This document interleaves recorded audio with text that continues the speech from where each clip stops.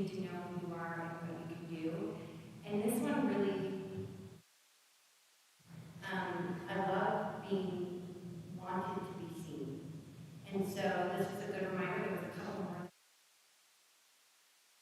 And I think this was something I know as Mike spoke this year, we even talked about. Now that we're getting kind of into a rhythm and we're looking at the operations of the school, I am extremely excited to be able to have the time to do that and making that a priority. So this one was really because they want me to be seen. And then thank you for all you do to serve and help getting better. So it was just, those are just some of the highlights. About a few that even reading on Uber, they really did make me feel very proud to be a part of their Wine Academy.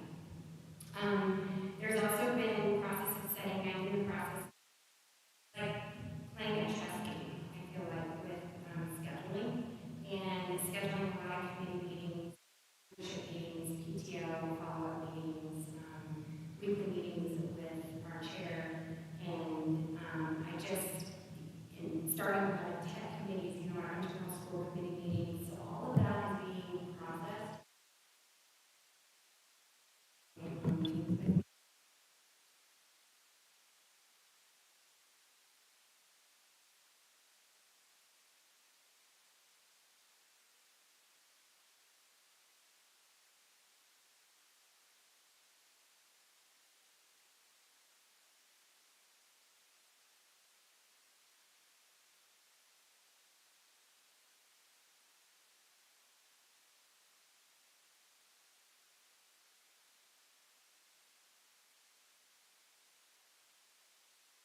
You could call it like a contract type approach. So if there's anything that we might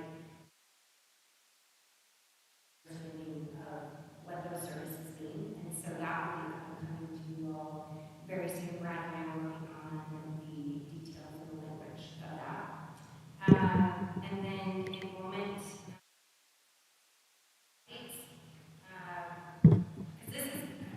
This time of year, I wish I had about the dashboarding for this next year, and you guys will hear about that in just a little bit, but it's starting to really track that better to be able to look at our historical data on what happens between the last day of school and even this time period. And sometimes there's ebb and flow of that, and we get students who they may move away or they make other decisions. So there's always so many various reasons why people might. I think we need to track that better and be able to really kind of dive into that. Better decision making into the next spring. So we also sometimes see students who come in even after school has already started because maybe they thought the grass would be greener on the other side, and then they miss Wine Academy so much that they want to come back. So that happened up until October 1st. But right now, elementary is at 18 students. It's down just from the budget side of it. So when we did the budget side, it is somewhat down from that. But overall, then middle school is at 130. So that is a total of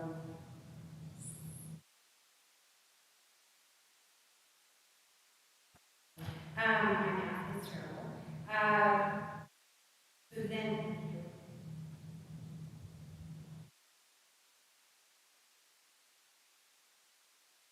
I'm saying, what's 130? That's 9. 529. So 529 students total in secondary. And so that was, we had 500. So down from that. However, there's the good news. We are up from the total last year in total. So we're tracking these numbers.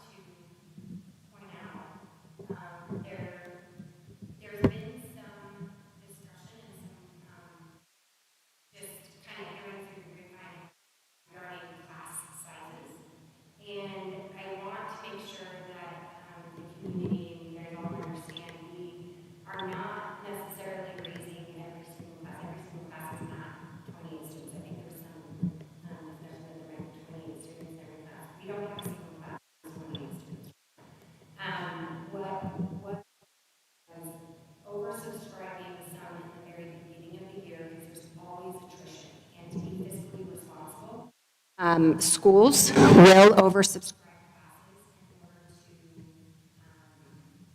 to, again, be fiscally responsible to hire. If you have two kids that may put a similar ratio, you can't necessarily fiscally be responsible to hire a new teacher for two kids, and then would it be great to split all those and have the money to do that? But this year's theme is budget discipline, and we need to make sure that we are being very disciplined with our budgets. And so we track that throughout the summer really close.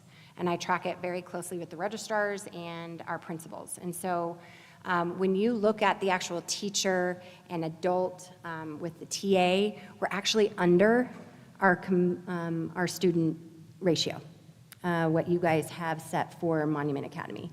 I don't know by grade level every single one. So like for instance, first grade is at 91 students. Second grade is at 108. Third grade is at 102. Fourth grade is at 95, and fifth grade is at 122. Fifth grade is the grade that has 5 classes.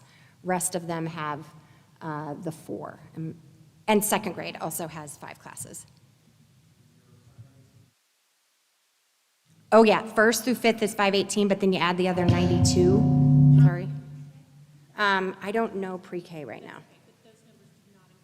No, these numbers do not include pre-K, and we have 15 in half-day kindergarten, and full-day kindergarten is at 77, so a total of 92. So take that 92 plus the 518, gets us at 610 total for elementary. Does that make sense?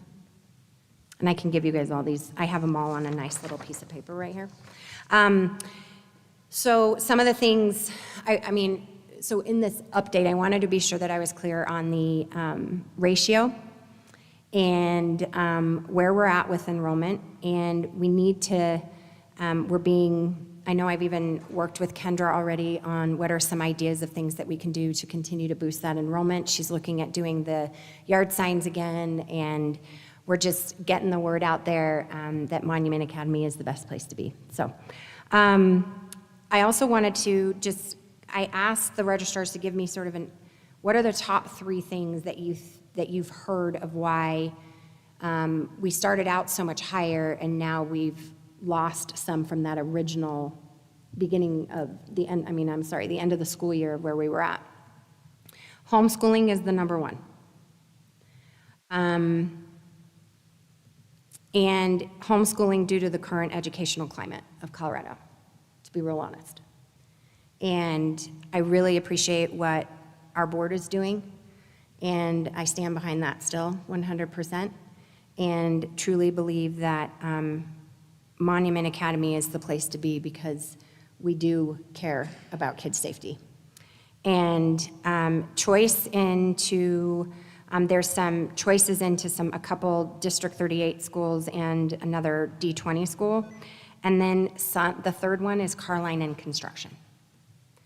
And that is affecting us some. And so because of that, I also realize that even after last night's town hall, we need to get the message out there more about how carpool is going to look. And we even already have on the website an update with all of our renderings of what it looks like and the FAQ for Carline. And then by Monday, Jake and I will have put together our video that will be posted on the website, and we'll have it sent out through Parent Square, Facebook, so that we can start to really communicate what's happening with that. And I do believe we had a great town hall last night. We were able to answer a lot of good questions. So I also welcome anybody, if they have questions, to come to me. Jake is another one that we have committed that he can answer questions. And then there is a hotline with the county to be able to add ones that we may not be able to answer because they're kind of out of our control than anything that has to do with construction side of it. So we're really working on making sure that that is clear so that people understand that we're working through it, and this too shall pass. So just wanted to kind of give an overview of, our, some of the reasons why people are leaving, but I want to also highlight the top 2 reasons why MA families come to MA.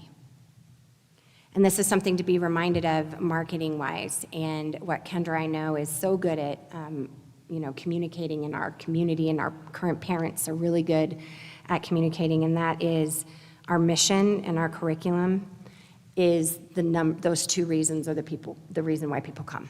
And so I just publicly want to encourage others to come and see how great this school is in our community. So that, let me just double check my notes. And then my last update is upcoming policy revisions D and G. I'll be working with the governance committee on beginning all of those policy updates that we need to dive into in the next few months. So that is it. I have questions. I just had a question with following up on the things you're going to do to help reach those that weren't able to join us for the town hall last night. Can parents what can they expect at meet and greet in terms of what they'll learn about Carline there? That's another great touch point for a lot of people that'll be coming through the building. And then also, I'm aware that there are still some people trying to get into the Parent Square system. So how are we planning to address making sure we reach them before day one where we have the Carline starting?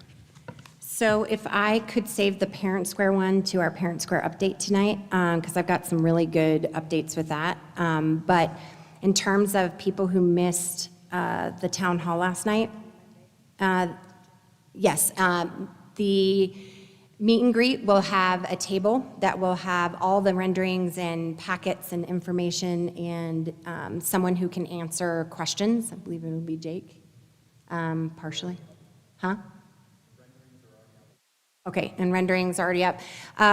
That's one of the reasons why I was so excited to tell you guys before tonight's meeting that we already have the website going, so people can go to our website under Parents, under Carline, and they'll be able to see the renderings as well, including our FAQ. But on that page, again, there will be the video of our video that we did record and a voiceover with an explanation of the different phases, and that will be up and ready to go by Monday morning. Monday lunch, because we'll have to have somebody putting it on the website by Monday morning. We'll get it to them by Monday morning. So people can be looking through that, and then Kendra will send out another message through Parent Square, and we have good news on what's going on with Parent Square, and then we have some alternatives in terms of backup for people who are not able to access. We know through Parent Square what that looks like right now, and we know the actual parents who have not been able to be verified. We've been able to pull that, and we'll reach out to them individually to make sure that they get the information that they need. So just to clarify for anybody that's live streaming right now or watching the replay later, the current location for the Carline information is under the Parent tab on our website, and it says Carpool, Carline information, and then on the left, there's Carline procedures for West Campus and FAQs. And my understanding is that we will eventually have like a bright, its own tab as well. Is that correct? Okay. Yes. So that's where you guys can find it and pull up the renderings that way as well. Oh, and I have a different question from a different topic. Can you give us some information about something else I've received some questions about, our free and reduced lunch and the status of that, and just having that communicated out, if that's set for Monday, or what that looks like for MA at the different campuses this year? So I don't believe, because lunch is free regardless, there will be no need for filling out anything with free and reduced lunch. No, that's not correct. Oh, that's not true? No. Oh. We submit the FRLs first for federal reimbursement, and then whatever we don't get from the feds, we get from the state. But the district handles all that. Right. Yeah, Right. we don't. But do parents still need to put money on for drinks or things like that onto their My School Bucks? Yes, Yep. okay. Yep. Okay. Extra milk, a la carte items, okay. And is No that, seconds. is that going to be at the meet and greets, some information about that? It was in the town hall, and then we'll make sure there's some more information at the meet and greet.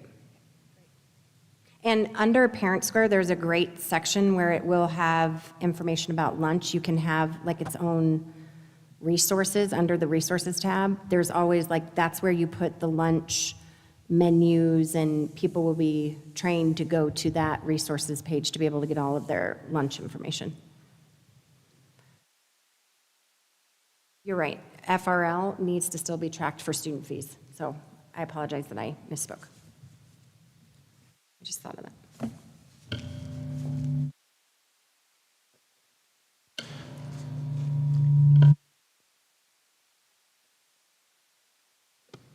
Why do you have, hogging all the microphones?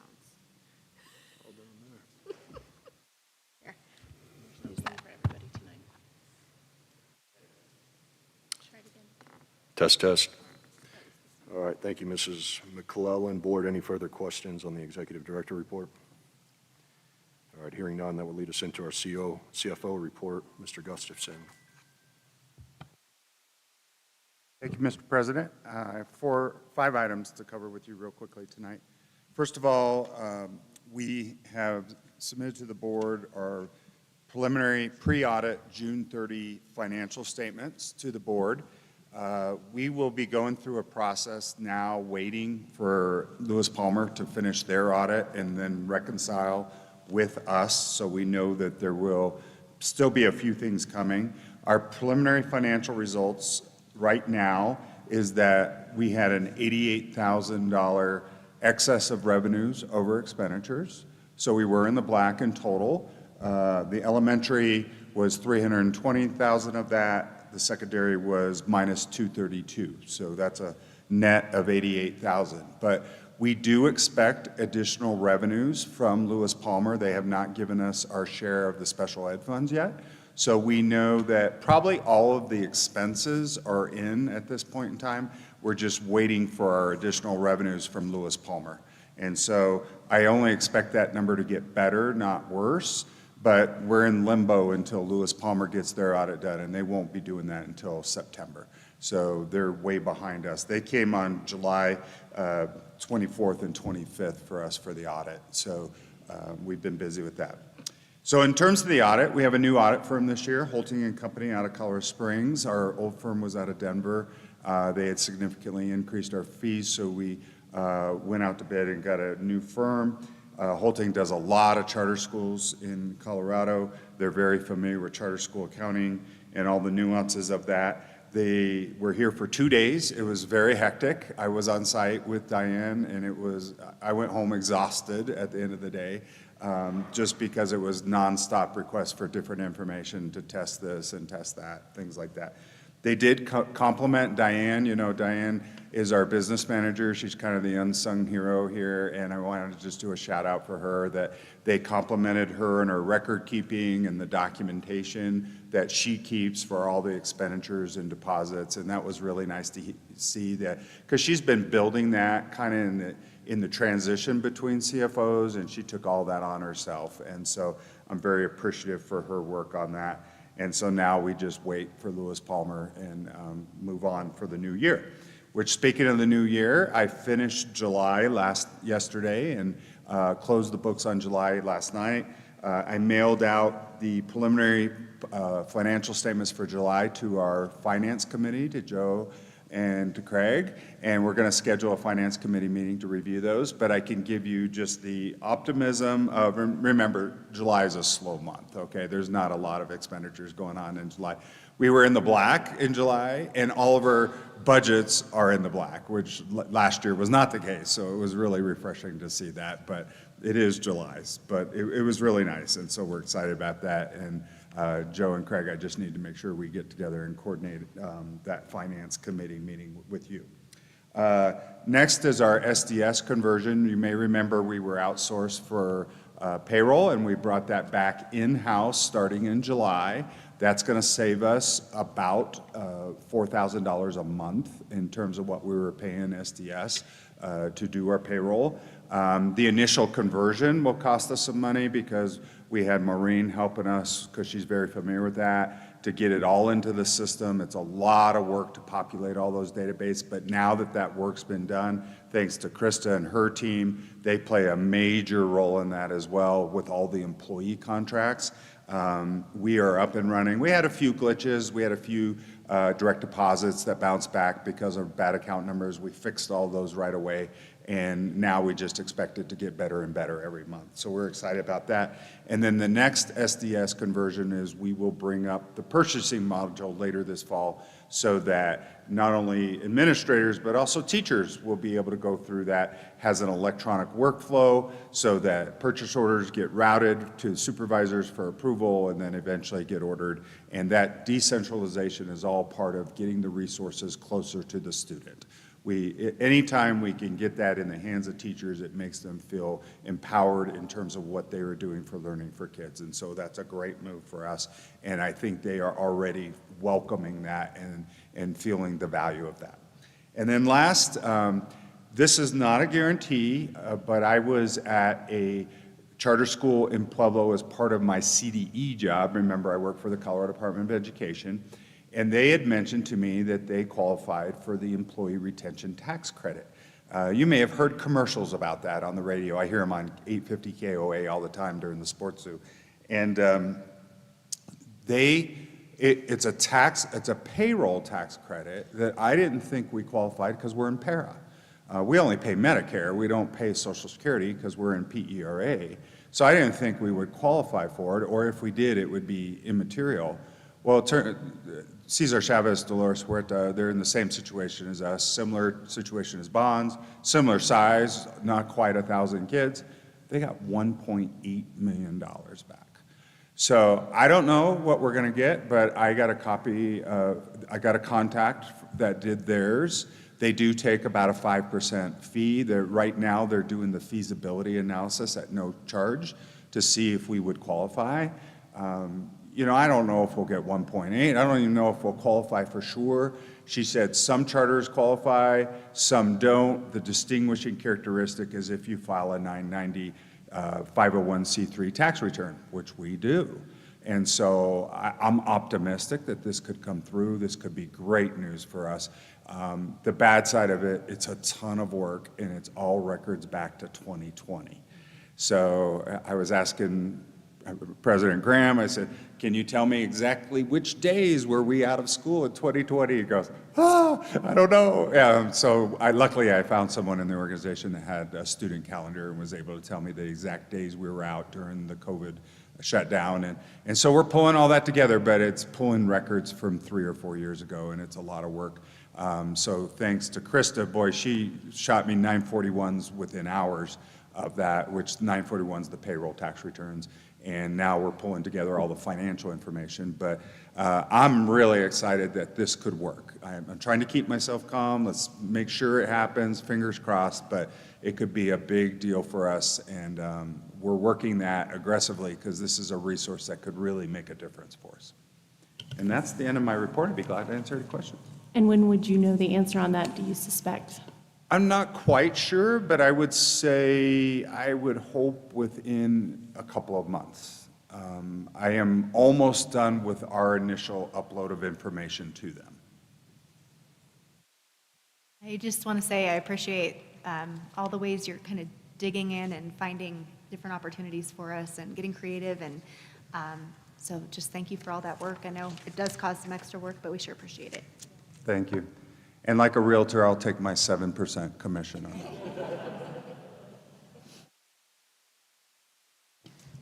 Thank you, sir. I appreciate that. All right, that will lead us into the board committee reports. I will start with the Highway 105 committee. As Ms. McClellan mentioned, we hosted a town hall last night, and I really want to give a shout out and a special thank you to Alyssa Ware, who obviously is not here tonight for those of you that are here.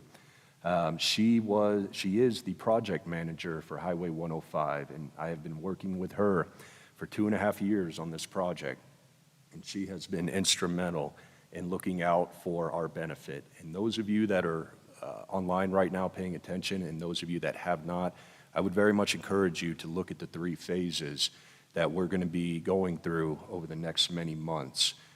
Phase 1 will only last probably about 2 to 3 weeks before we move into Phase 2 of our car line. And it is imperative that everyone get a grasp on that and understand that. And I'm glad to see that we have a website up.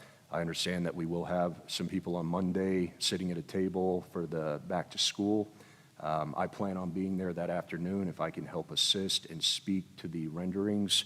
It's going to be a good, and I'd like to say thank you to Mr. Walker for getting up and speaking last night, and Mrs. McClellan, and Mr. Dykes, and Mrs. Coleman for helping get this off. We just have to get the word out to as many of our families as we can, especially those that are going to be impacted by the car line. So that is my report. Board, just out of curiosity, has everyone seen the renderings that have been put together for the 3 phases? It's okay if you haven't. I mean, they just came out last night. I have not seen them yet. Okay. So we do have some large rollout plots back here. After we dismiss this evening, we're happy to open those up. I say we, I am, and go through with anyone here that would like to. That said, that is my report. Are there any questions on the Highway 105 stuff? I believe we also have the papers that we handed out last night for anybody that's sitting here tonight that didn't make it last night. They're over by the door, so you can grab one of these, and they have the renderings on them as well, and some of the FAQs. And also the number 5, it's the Stay Informed, and it has the newsletter for El Paso County where you can get the newsletter with updates on the construction progress in the county as well. Just as a quick follow-up to that, we're going to blast this communication out, and we are going to get it out to our families, understanding school starts next week. So if there are any questions, I know that those are being directed back to Mr. Dykes, and can you tell me the email that parents can reach out to? So for those of you that are listening online, it's carline@monumentacademy.net if you have questions in regard to MA. And then we will also have the information for the El Paso County side where you can direct questions in regard to just 105. But understand that here in the next few weeks, Knollwood will be completely closed, and we will be diverting traffic, and that's part of the Phase 2 rendering that I would very much encourage everyone to be familiar with. So that said, we will move on to our curriculum report. Mrs. Belisle. SAC West, Mr. Ross. No report. SAC East, Mrs. Clinton. No report. Governance, either Mrs. Hoyda or Mr. Buczkowski. Yes, so we have met with council and work is in progress. Finance Committee, No report. Buildings and Facilities would be Mrs. Hoyda and myself. As we had talked about in our last board meeting, the safety and security aspect of that subcommittee that we had in previous years was rolled into the Buildings and Facilities Committee, and Mrs. Hoyda and I are actively engaged with that, meeting with Mr. Kennington. Right now, though, we do have another assessment set up. If you can remind me of that date, Mr. Kennington? Not with Abel Shepherd, with the state coming in.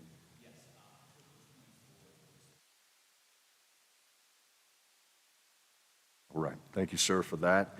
Mrs. Hoyda, do you have anything to add? I do not.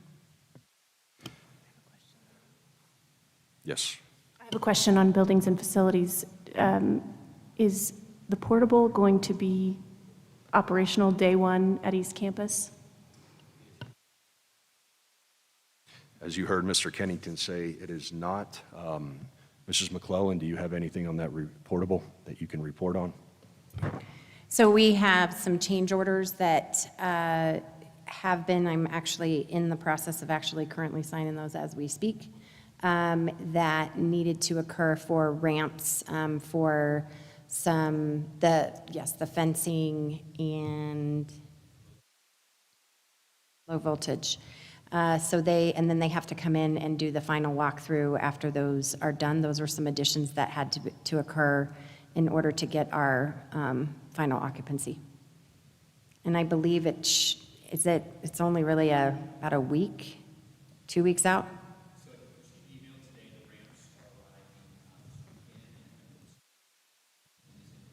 Yeah.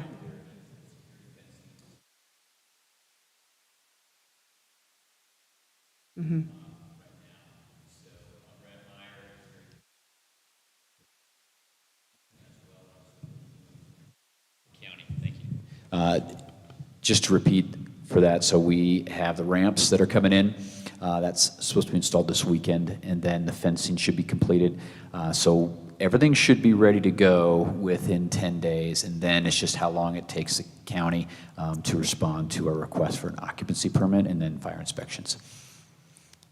And how is that going to impact, school operations for this academic year? Are you guys just going to be able to roll right in there with a plan, or are Yes, ma'am. Okay, I just didn't know if you were kind of postponing till our fall break or Christmas break to utilize those with students. What's the plan there?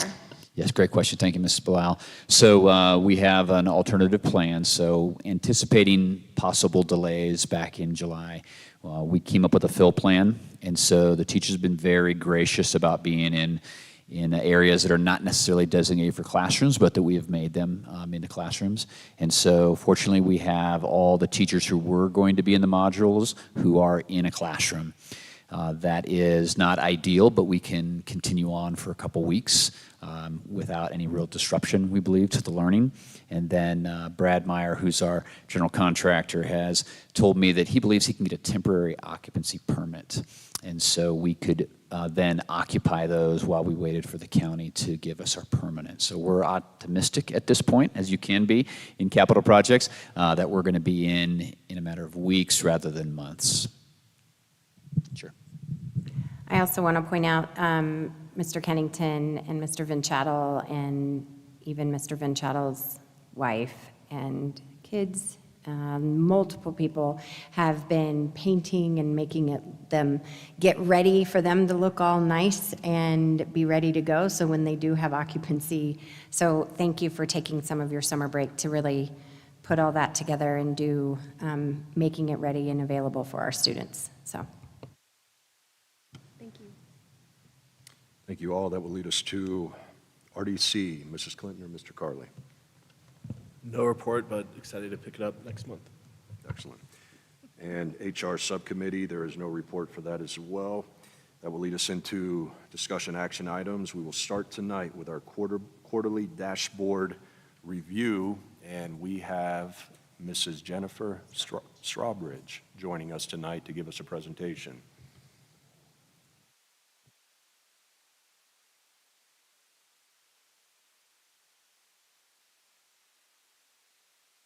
Ms. McClellan, do you want to give some background to this tonight? So while she's getting her computer up and running, so Jennifer Strawbridge and I have worked together, oh gosh, I think since like 2011 or so in various previous jobs that I've had. She's worked with the Carter League of Charter Schools, then worked with Momentum Strategies, isn't that what it used to be called? Yeah, Momentum Strategies and Research. And then now she has her own analytical discoveries. We even have here your, and she, really what Jennifer does is she is a data analyst, and she is the data analyst queen.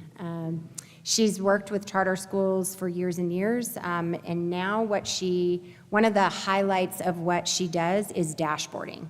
And when I've been talking about the dashboarding on presenting information to the community in terms of academics, even governance, finance, and operational different items, she puts together, she meets with leadership, and she takes all of the information that we give her and puts it into a nice visual that can be presented to our community. And it's a transparent process that is, I mean, we can't, she's so good that she even can take the data that we have, and she can create even professional development for administrators and teachers. And so she's just a huge resource to us. She doesn't just crunch data and put it in a pretty PowerPoint. She really knows how to dive deep into different academic matters, academic growth, and she can explain it in a way that is very understandable to the layman educator who we're not all experts in data analysts. And so she's able to really break that down and help unpack that for leadership and for teachers and for parents, including what you'll see in her presentation today. It is a best practice, so having a dashboard is a best practice for charter schools. It's one of the NACSS principles and standards that authorizers like to be able to have and communities like to be able to have to show what's happening in underneath all of the operations and things that are happening in a charter school. So without further ado, Mrs. Strawbridge.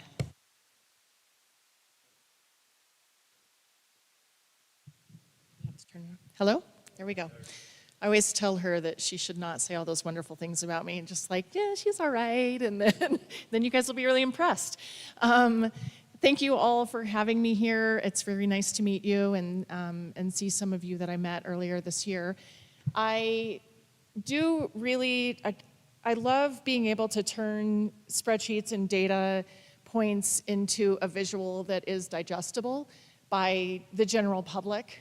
I think that the thing that I love the most is working with leadership teams and teaching staff and helping people understand how they can best use this information to drive instruction and improve academic achievement, because my ultimate passion is that we have schools that are serving kids, right, and that we do not have kids that are being left behind.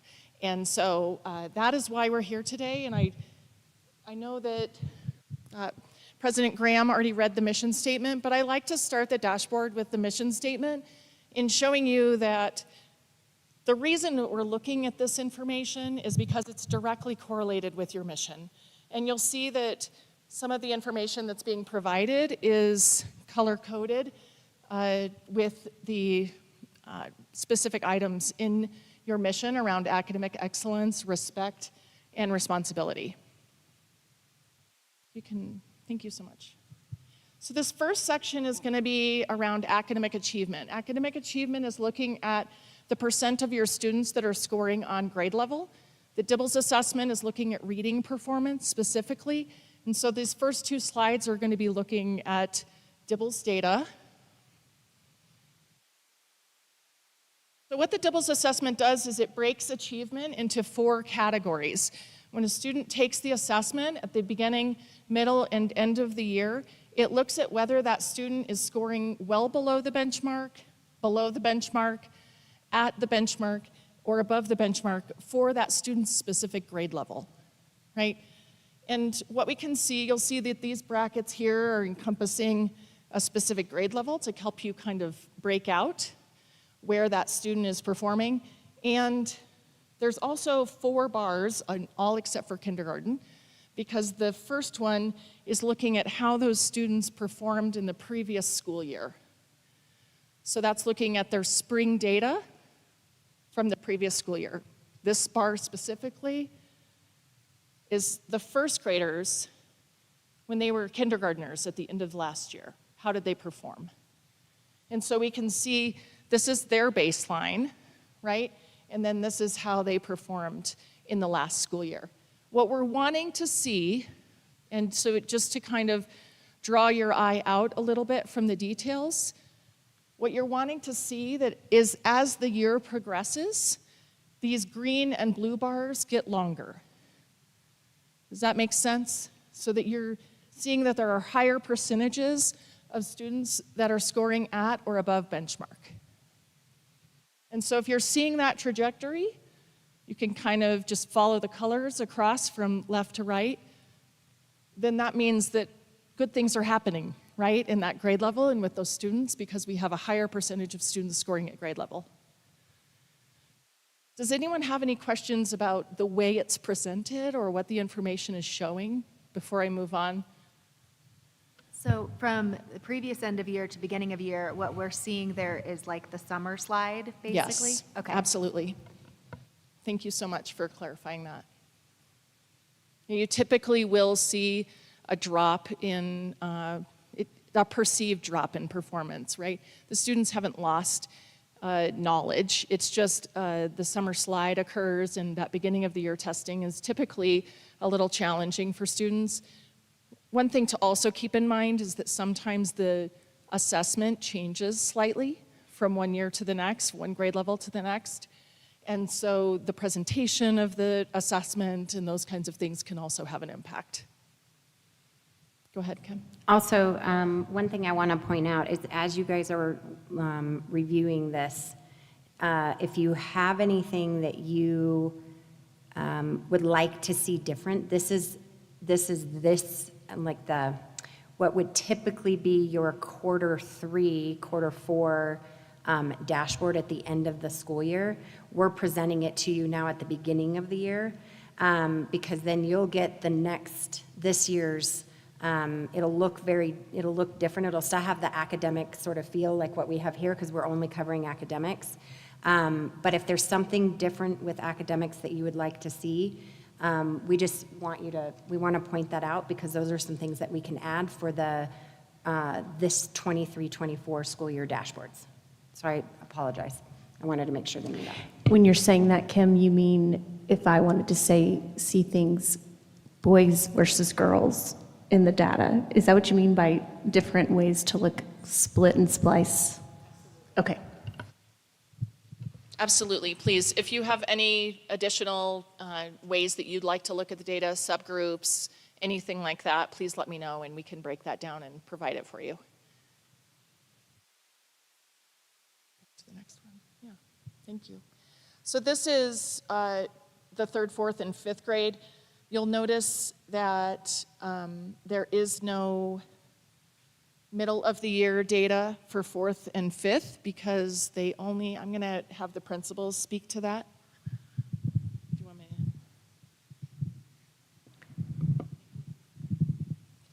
So in 4th and 5th grade, we don't do DIBELS middle of the year unless a student is significant reading deficiency, and due to the low number of those students, we left it out of this presentation just for privacy.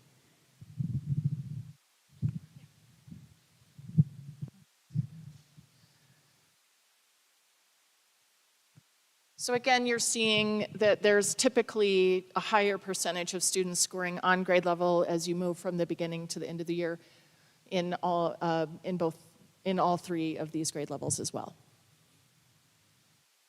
Okay, so the next section is looking at the NWA MAP assessment, which is your interim assessment that students also take 3 times a year. This measures reading, mathematics, and language usage.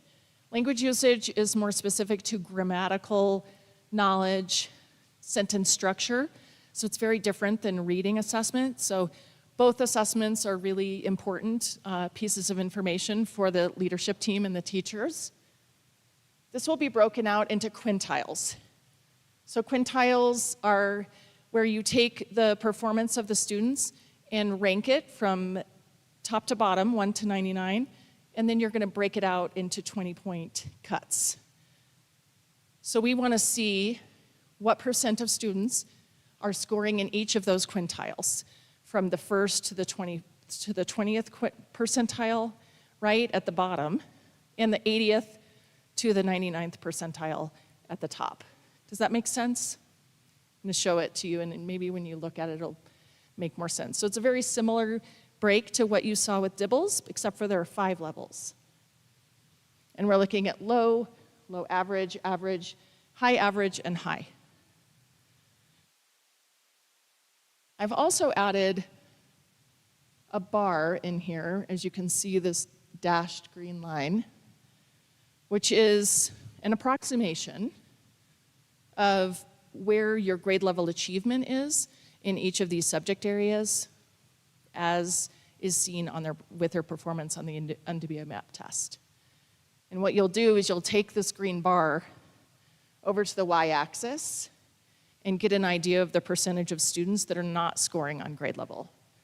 So for instance, if we look at the 5th grade and we take this green dashed bar, we're looking at 35% approximately of students that are not scoring on grade level in reading. Does that make sense? And this is the spring administration from last year. Again, this dashboard is intended to be a baseline.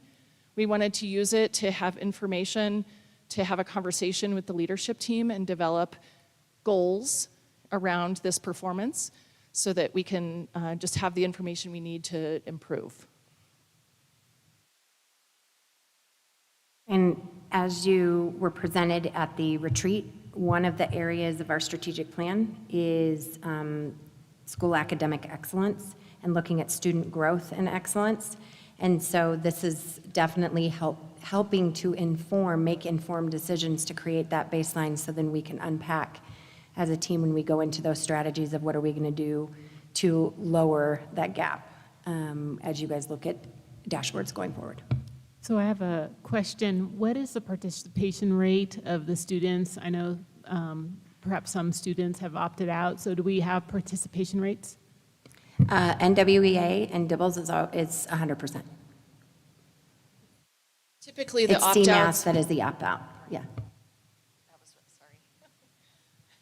Typically, opt-outs are occurring with CMAS, the state assessment, but the interim assessment is typically an assessment that parents do not opt out of. But you do have the N count down here at the bottom to show you, but participation is, if not 100, it's at 99.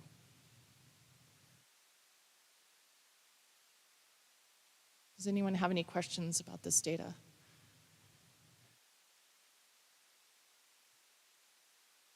Okay, go ahead, thank you. Sorry, I'm not used to having an assistant, a helper. This is our language usage, the language usage results, and you'll see that it is very similar to what we've seen in the previous two slides with the other two subject areas.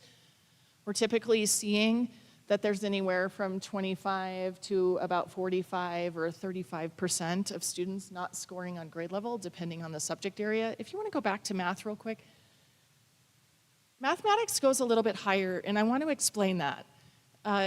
What we saw after COVID was that parents had a really hard time teaching their students mathematics. And reading scores across the country typically remained on track with where we had seen them prior to COVID. But mathematics has been a hole that has been difficult to climb out of with the lack of classroom time that students had. The way to change that is to start using this data, right? To intentionally dig into who are these students specifically, right? And these students will typically come up if there's some intentionality around instruction, but the bottom, your low and low average students, really need to have some intensive work.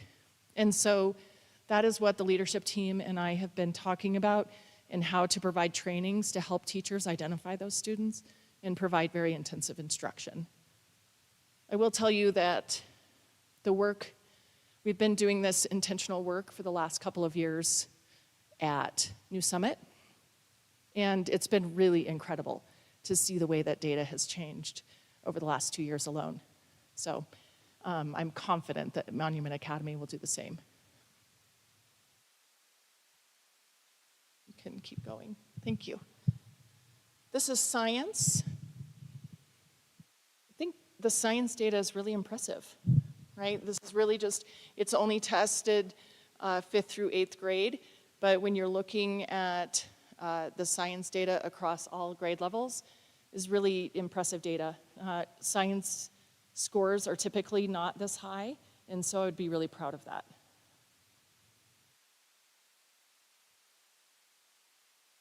Okay, so this is median growth percentile. Going to take a minute to explain median growth percentile. The NWEA MAP test looks at median growth percentile in a conditional way. The conditions are that a Monument Academy student is compared to students across the country that have the same starting score and the same grade level as the other students, right? And we look at how that Monument Academy student grows on each subject area as compared to the students across the country. We did a drawing the other day in the meeting with leadership, and I wish I could draw for you, but what I want you to see is that when we take a Monument Academy student, what we're doing is we're comparing them to all the other students across the country that started at the same academic knowledge as them in the same grade level. And we want to compare them to how they're growing, right, across the country, and how is your Monument Academy student growing. And we rank that growth across the country from 1 to 99, right? Some students have dropped 20 points across the country, right? And some have grown 35 points. Our Monument Academy student that I'm using as example has grown 5 points. And so when we rank that and we find where he falls in that scale, we're going to say that maybe he scored at the 55th percentile, right? He's growing better than 55% of the students across the country that are very similar to him academically. Does that make sense? That's that student's student growth percentile. Then I take each grade level and all the student growth percentiles based on that calculation and take the median, the middle score, rank order it, and the middle score is your median growth percentile. So it gives you a very good understanding of where the typical student is growing and how they're growing compared to the national sample. The reason we choose median instead of average, people are really familiar with averaging, right? Median's a little bit more complicated. Median is not as susceptible to skew. And skew is when you have outliers, so students that are growing a lot or not very much. You might have, the average might get pulled one way or the other, right? A median is pretty stationary based on where most of the scores are falling. Does that make sense? And this is also very typical of what, because there's multiple districts, multiple charter schools that use NWA data, and everyone uses median growth percentiles. And when we compare even looking at other school districts and when we compare looking at other charter schools, Jennifer and I typically look at some of those comparisons between achievement and then the median growth percentiles. I will tell you that as a parent, the median growth percentile is one of the most important pieces of data I look at when I'm looking at a school's performance. When I am deciding where my student is going to, where my children are going to school, I look at the median growth percentile. I want to know what parents are doing or what the school is doing with kids once they get them, right? Are they growing them academically? Because schools can receive higher performing students, right? And that's all going to be measured in your academic achievement, the percent of students scoring on grade level. But if you're not doing well with your academic growth, then those students are going to start to slide the longer that they're with the school, and you don't want that, right? And so paying attention to median growth percentile and setting goals around median growth percentile is absolutely critical, I believe, as a school, but also when you're talking to your stakeholders and making sure that they're aware of what the school is capable of once students come through the door. And median, just to clarify again, is with this student based on similar students, correct? That's right. Okay. Yeah, thank you. Okay. So what I've done is I've laid in the state cut points when looking at CMAS. So mind you, these are not, the state does not look at the NWA test unless you're doing a request to reconsider or something like that. But what I've done is I've laid in the state cut points to give you a rough idea of where your performance on CMAS could fall. Because CMAS and the NWA assessment are highly correlated. And so you can kind of get, it's almost like a predictive way to look at the performance of the school along the school year, as the school year progresses. So we have 3rd through 8th here in reading, And we're looking at median conditional growth percentile. Remember, the condition is just that the students are being compared to other students across the country that have the same starting score and the same grade level. And then the median means that we're looking at the middle score for each of these grade levels. Their median the median conditional growth percentile. So I typically like to see median growth percentiles that are at least at the 50th percentile, right? That's going to be falling in an average range. When you have conditional growth percentiles that are exceeding the 65th percentile, that is a strong amount of growth and means that you are able to move students past their grade level performance or pull students up that are not performing at grade level, right? And so to get some of that academic achievement data looking the way we want it to, we need to raise the conditional growth percentiles to closer to the 65th percentile.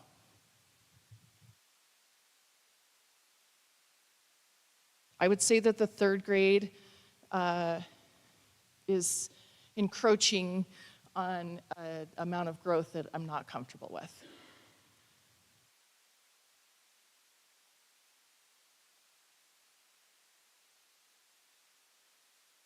This is reading data.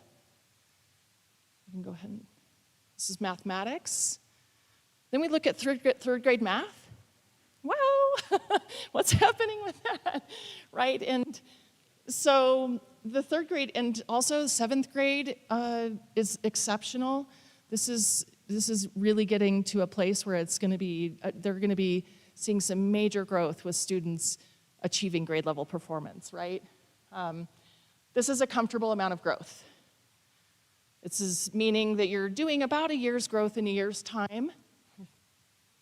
So that's nice if you're where you want to be with academic achievement, right? But if you're wanting to move academic achievement, you might want to get these higher.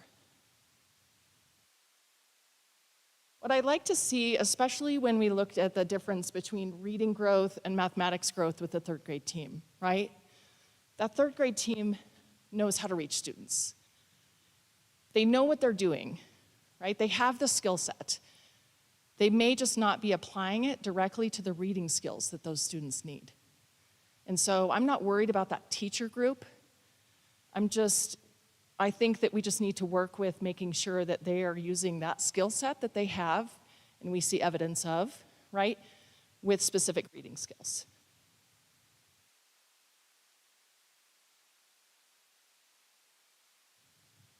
If you want to go back, we can also see that with the sixth grade team, right? They had higher growth with reading than when you get to mathematics, it goes down. So in some cases, it's just kind of like, okay, what are you doing with math? Let's figure that out. Or using one team that has exceptional growth and having them talk to the rest of the teaching staff, right? This is what we did with kids. This is how we targeted kids that needed extra growth. This is how we are going to help these kids meet the type of academic achievement that we're looking for at the Monument Academy. And then the next one is language usage.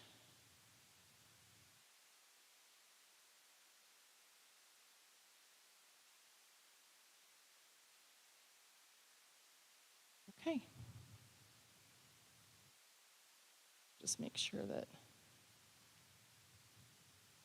oh, science, sorry. And science data. Really incredible science data at the middle school level. I love seeing, this above the 65th percentile, like I said, is really exceptional. And to see this type of growth as they're heading into high school is going to set them up for success, right? And typically, if a student is performing well in science, they typically are going to also perform well in mathematics, right?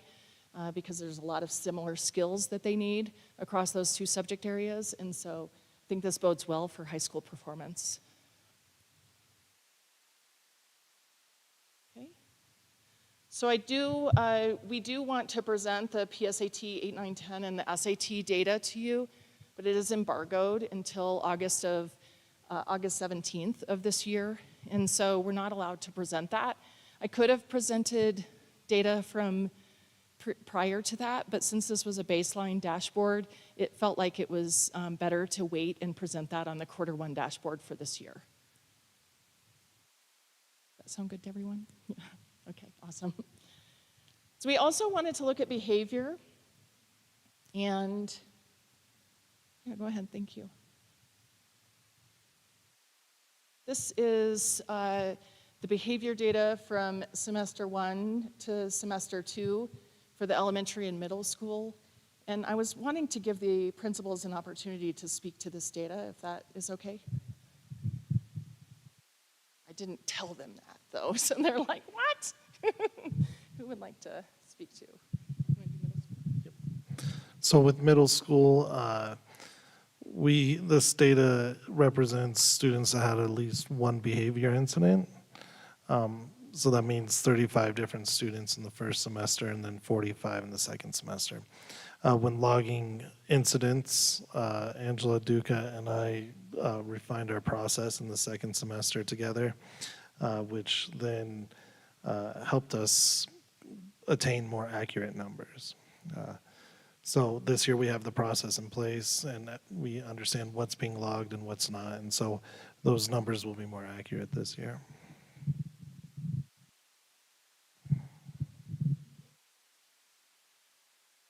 Mr. Vinchattel pretty much summed it up. So it's 18 semester 1 different students and 29 different students in semester 2. And these are not in class like behavior problems. These are the ones that the student has been sent to the office for a bigger issue than just wiggling in their seat. So these are like the big severe issues. And you said by a different student each time? So it's not repeat offenses that are counted? That's correct. We typically, like, when you're looking at behavior data, it's the most telling to look at how a leadership team and a population, the culture within the school is impacting each student, right? If we put the number of behavior incidents, say one student has 7, and another one has 2, and another one has 5, that's not really talking about, and I didn't pay attention to the numbers I just told you, so now I don't know, 9, 14. So that's 14 behavior incidents, right? But only 3 students. What I would like to see, more than saying we went from 14 behavior incidents to 10 behavior incidents, we're still talking about the same 3 students, right? For me, it's better to say, now we only have 2 students who had behavior incidents, or 1 student who had a behavior incident, right? So that's showing evidence that you're having an impact, a positive impact on students and the culture, instead of just reducing behavior. Does that make sense? The difference between that? And I will also say the team has also looked at with our discipline model of utilizing Capturing Kids' Hearts, in how this data then really affects, we want to track this to see the effectiveness of what we're doing with Capturing Kids' Hearts, and then what we're also doing. So I know like elementary is using Behave Out forms now, this next year. And the Behave Out forms have to do with, they've gone through the 4 questions in class, they've gone and they've addressed the matter in the classroom before the student behaves out, not the teacher sending them out, but the student's behavior sends them out, to then have a discussion with administration that then looks at what Anna, Mrs. Arndt and I are going to be looking at in terms of that, refining the discipline matrix. So we'll be able to have a lot more good information on that with our strategic plan. With behavior, does this kind of data then tell you, so if you are seeing, for example, that a lot of the incidents at the middle school are coming out of one grade, which then tells me if one grade, for example, like 6th grade numbers were lower. So if that academically, so if they were the majority of these incidents too, and then that's that amount of disruption that's obviously happening in a classroom, which then leads to taking away from the rest of the class learning, and then that translates in testing data, because it all kind of domino effects. And so I'm assuming that that's how you then weave all of this together in terms of how we can take this data and then apply it and help make that better. Absolutely. And we can look at that data as a leadership team. I'm just not able to present it publicly because once you break it down by grade level, the N gets too small and you could identify students. But as a leadership team, I think that that's really powerful information. Yeah, thank you so much. I did want to also mention that the high school data is not presented because when we looked at the number of students who had at least one behavior incident, the N was below 16 students, and so we're not allowed to present that publicly. But we're hoping that, not that there's more behavior incidents, right? But if they're with a higher student population, there might be data to share. But maybe not. Maybe they're just going to be perfect little angels, and it will always be below 16. So we also wanted to track attendance and looking at how attendance is looking at the school. I think that seeing lower attendance rates at the kindergarten level is very typical. You typically have parents that don't feel like kindergarten is all that bad to miss, to go on vacation, right? And so that's very normal. I don't like seeing those numbers at the high school level, right? But there was a dramatic improvement. If you look at the blue bars or the 21-22 school year and the yellow or the 22-23 school year, there's typically an improvement from one school year to the next. There are a few that stand out from that and went down, but the majority of it is looking positive. I have asked the leadership team to set a goal around this and to improve attendance in this school year. And so we'll be tracking that as the school year proceeds and bringing that data to you on a quarterly basis.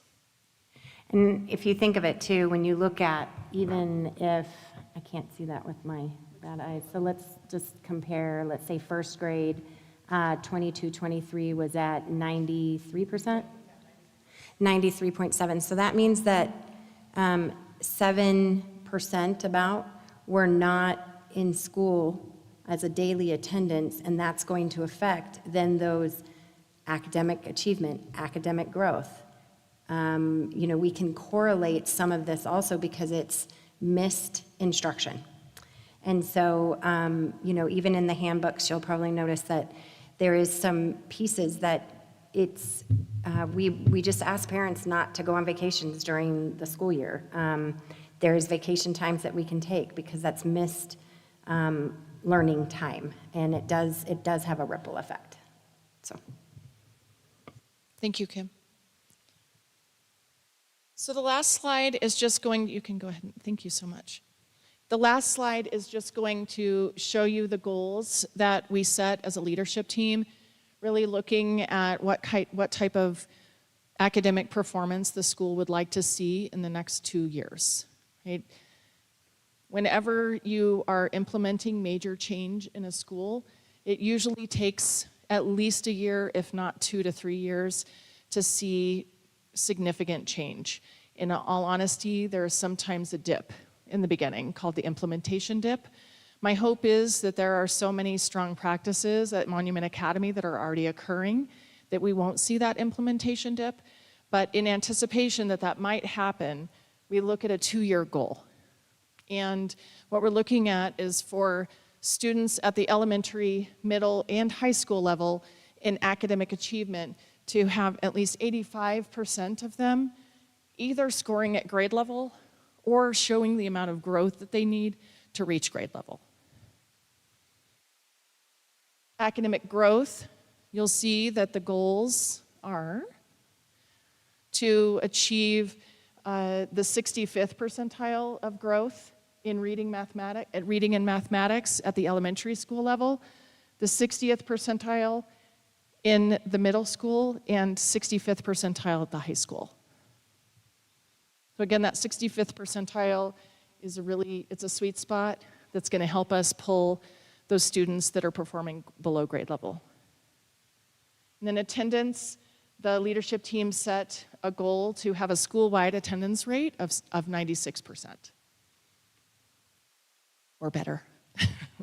But that is our goal. Yeah.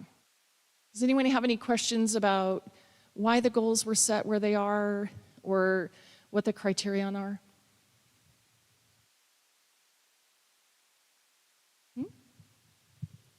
Yeah? You good? Okay. Well, that's all I have. Question. Oh, yeah. Sorry, I didn't know if you were. So this is incredible information. It's just super helpful, very insightful. I'm really enjoying this presentation, so thank you for all your work. And this is exciting for our school. I do have a question, and I don't know if this is like an extra service or an add-on, but I'm thinking of our individual parents out there and how this information can get communicated to them in a way that there is a dashboard for each student, where there's kind of this 360 look at your child that gets, I know we have teacher conferences, parent-teacher conferences, but this is so holistic in how your student is performing. You know, I know that probably already exists on some level where a teacher counsels a parent, like, look, your kid is not showing up as much as we would like them to. We're seeing it academically, but I just think this kind of dashboard for each child would be so beneficial as well, but I don't know if that's possible, so. It absolutely is, and I love that you brought it up. It's something that I talked to the leadership team about in utilizing the NWA MAP test does have a student profile, and it can be printed. So it will give them their students, and it provides their historical data as well to show how much they've grown or not, right? It wouldn't encompass their attendance data, right?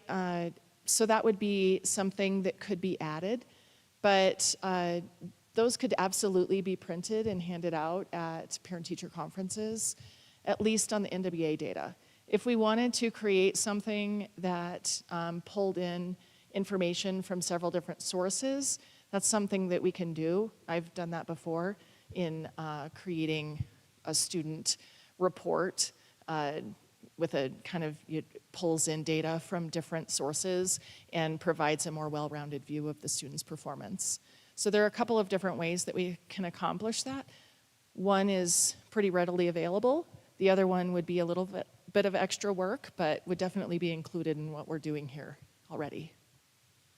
And like I said, I know we do that to a certain extent already, but it just seems like it's very cherry-picked and, oh, I looked at the scores here and then this came out later, but it would just be so nice in a setting with a teacher or even administrator or whenever you have a meeting about your child's performance, that all of this would be kind of a one-stop shop on, is my kid on track? Right. And here's why, and here's some great data that goes along with that. That's very holistic. I think that's great.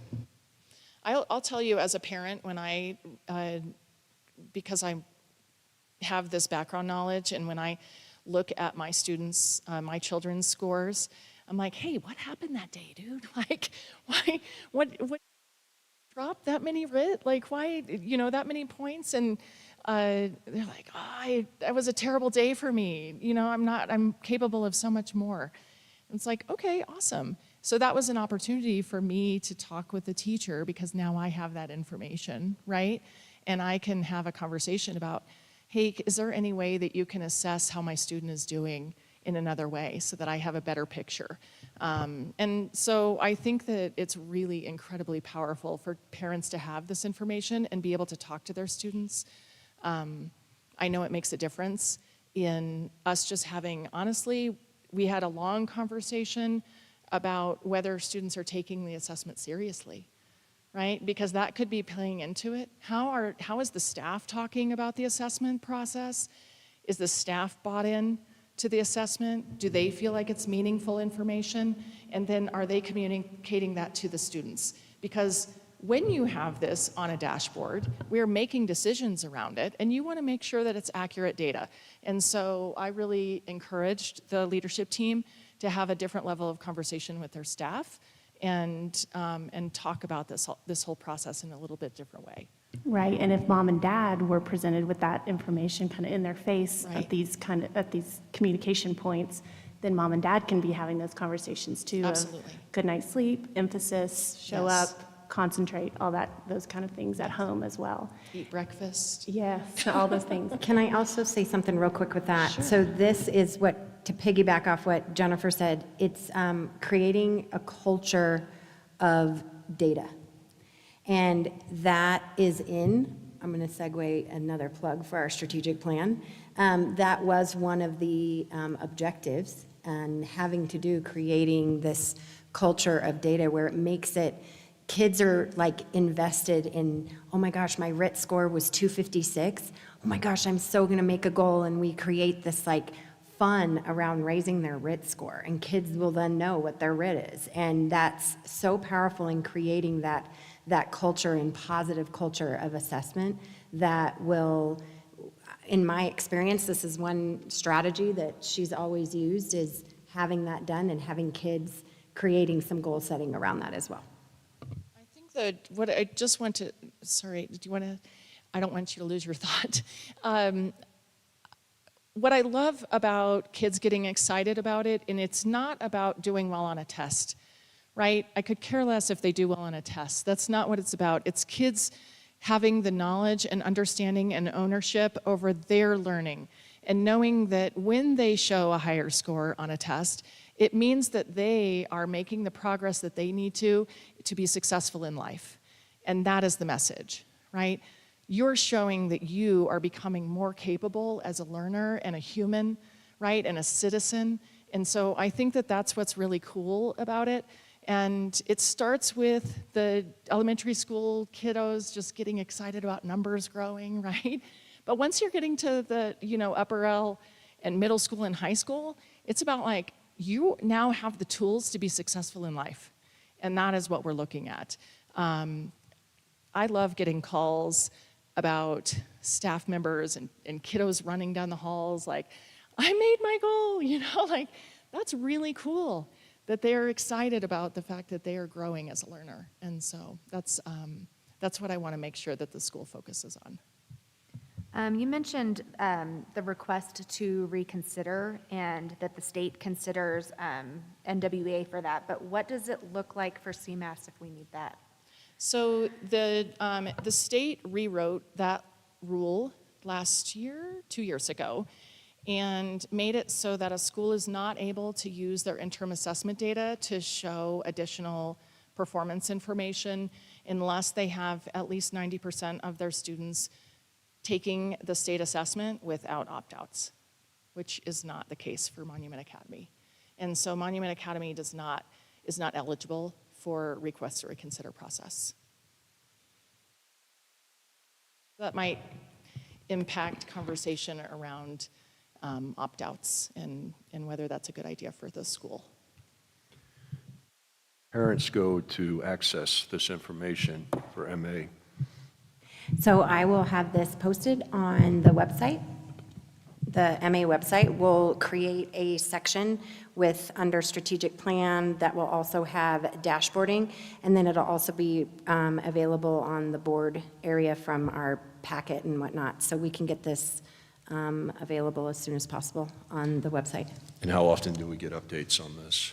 You'll be getting updates quarterly. So she and I will set the schedule and then backdate, like this is the board meeting that we need to have this at.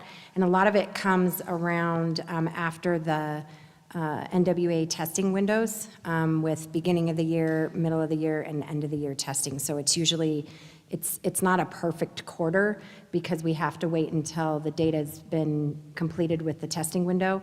And then she needs her time to be able to do the data analysis. And then, so we'll kind of plan that out throughout the year so you guys can know when to expect those on the board meetings. Just thinking with what your response was, I know the school has historically had opt-out, a large opt-out rate, and then now understanding the change that occurred at the state level, and one of the SAC East recommendations, I believe, last year maybe it was West, but was around how we better communicate to our community the importance of the CMAS and kind of, and address the concerns that people have. And so I guess I just want to put that out there with admin too, and the leadership team, just how we, you know, our community is aware of it, has come through in terms of the SAC, we've brought that forth, and I feel like what you just said is really important about that change. And so, and to our community who is watching, that it's something we need to work on, understanding that this is really, really valuable data for us, and the goal setting is incredible. So I'm excited to see the movement that we can make in that, and work with our kids to get them really excited about it as well. Thank you, Ms. Clinton. Jennifer, thank you. Thank you, Mr. Gray. Absolutely. Board, any further questions, discussion on this? All right, let's move on to East Campus Handbook. My understanding is Mr. Benchattel and Mr. Kennington are going to be talking about changes on the East Campus Handbook. Is that, okay, you both are looking at me with a blank stare. I was like, I don't mean to put you on the spot.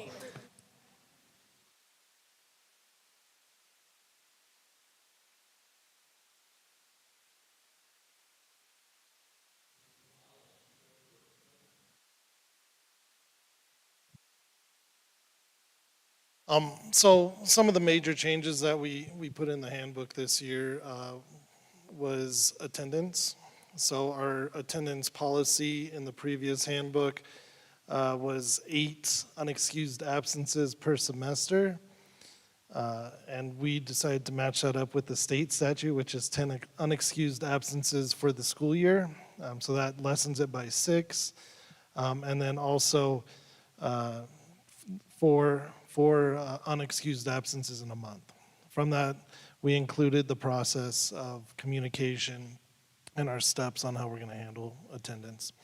Another policy that we added is we adjusted our late submission policy. There was no deadline for submitting late work for students, so after they turned it in, it was 5 consecutive days, you'd lose 10%, and then it was 50%, and we decided that we needed to up the standard from that standpoint and hold students accountable for and take that responsibility for their schoolwork. So in the middle school, it's a little bit softer than the high school, but the first 5 days, you lose 10% for every day, and then once you hit that 5th day, you have 5 more days to turn it in for up to 50%, and then at that point, it's a 0, and you can't turn it in unless teacher discretion, if they have a conversation with the student, and there's circumstances that might have impact that decision. With that, I'm trying to think what else was major that we changed in the handbook. Yep.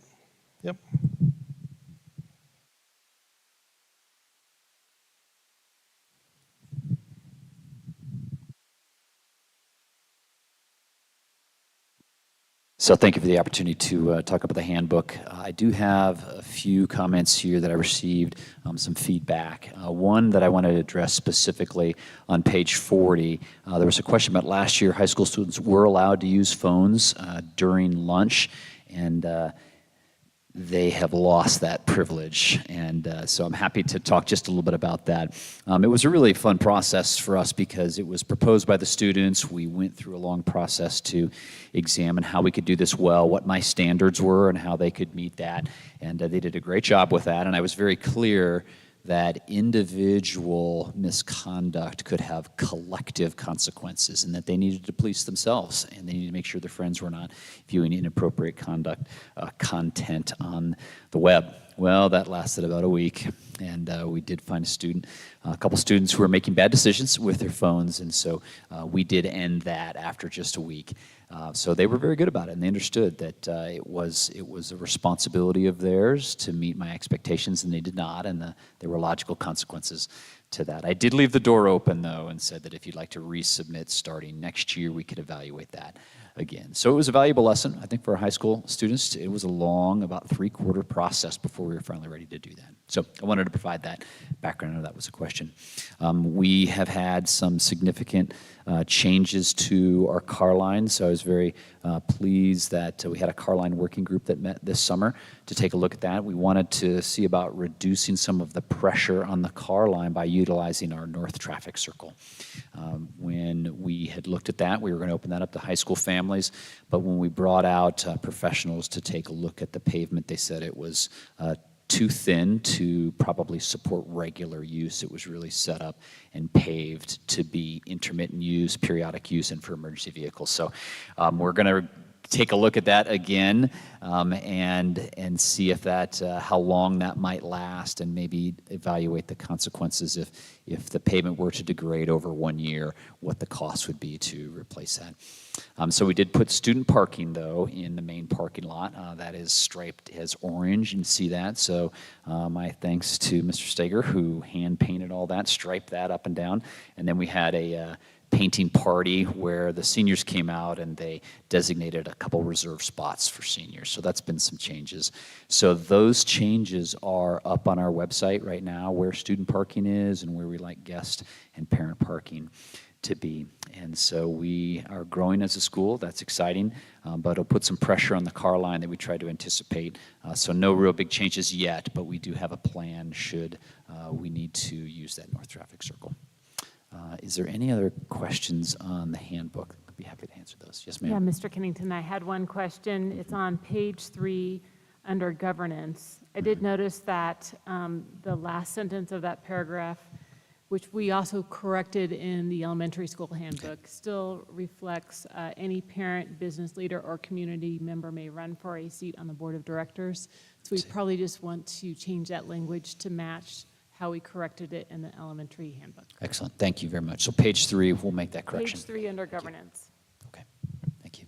And I have, not that you have to stay up there standing, because I'm just going to speak to this. I know these were sent over to you guys too. There's a couple things that I spotted that just need to be changed in terms of the volunteer information. I know those have already been passed along to you guys about now that we've changed from no longer using the track it forward system, that the information in the handbook on like pages 50, is page 51, I think 52. So that information updating, and then I was curious about on page 38, we do have curriculum policies that we're going to look at tonight, and if it would be worth referencing with the movies, documentaries, and other media referencing, have a reference point to any policies that we adopt tonight that can be referred to from that section in the handbook. And then also from the elementary school handbook, we had updated some information in regards to the PTO as a vendor for uniform items and embroidery, and considering making those changes as well, because PTO does provide daily wear items now, and the embroidery language still reads, do not sew on yourself, but if we're allowing the artwork to come through either the website or Kendra, that we could allow that for our East Campus parents as well to be able to do and find an embroidery vendor.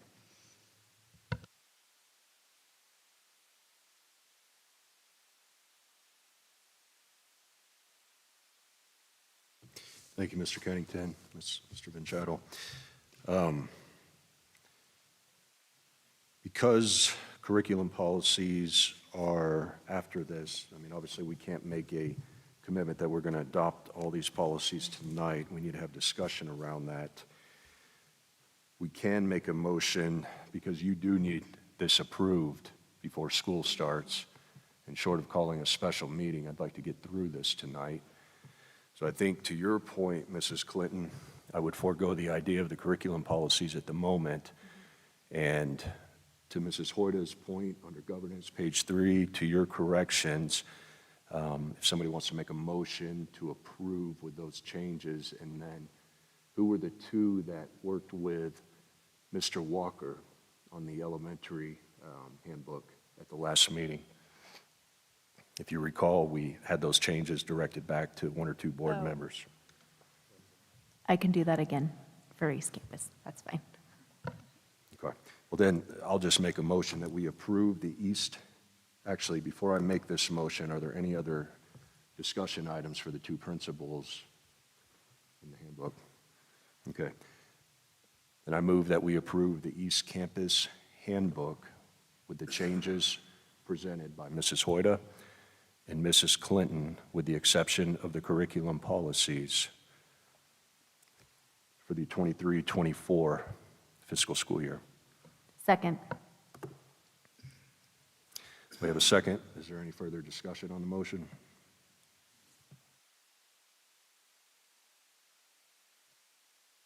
Hearing none, Ms. Belisle, how do you vote? Aye. Mr. Buczkowski? Aye. Mr. Carley? Mrs. Clinton? Aye. Mrs. Hoyda? Aye. Mr. Ross? Aye. Ryan Graham votes aye. That motion carries. Ms. Clinton, if you'll work on getting that completed. That'll lead us on to our Parent Square presentation. My understanding is we will have Ms. Kendra Coleman presenting tonight, so thank you. We'll definitely need to take a picture for her with the certificate. She's like, no. And I'll help her to. Well, while film she's together. walking up here, Jackie, would you like to take a photo as the school spotlight with Mr. Carley? So we can make Does she sure know she's the winner Mrs. of Coleman's it? photo's in the paper? Did you know? You didn't know you were being recognized tonight? Surprise. Well, You are the recipient of the school spotlight.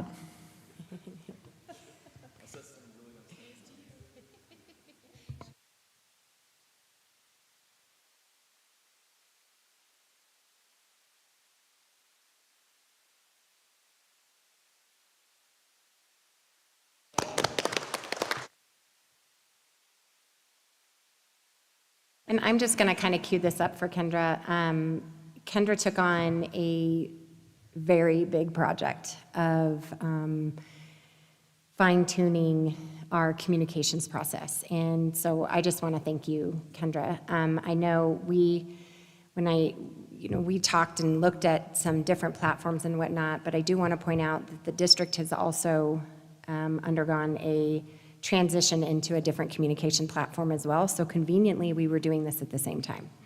And I'm very excited about Parent Square, and with any other communication platform or any sort of system, there are implementation dips. Again, I think you guys just heard that with assessment and whatnot. So we do have implementation snafus, and we have graciously learned from a few things that have occurred in the timing of convenience of the district doing this at the same time.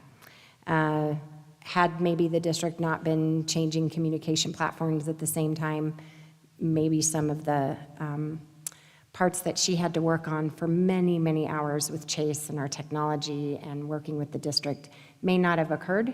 But I do want to point out that she has put many, many hours into the Transat, going to be able to see the fruition of this transition here very soon.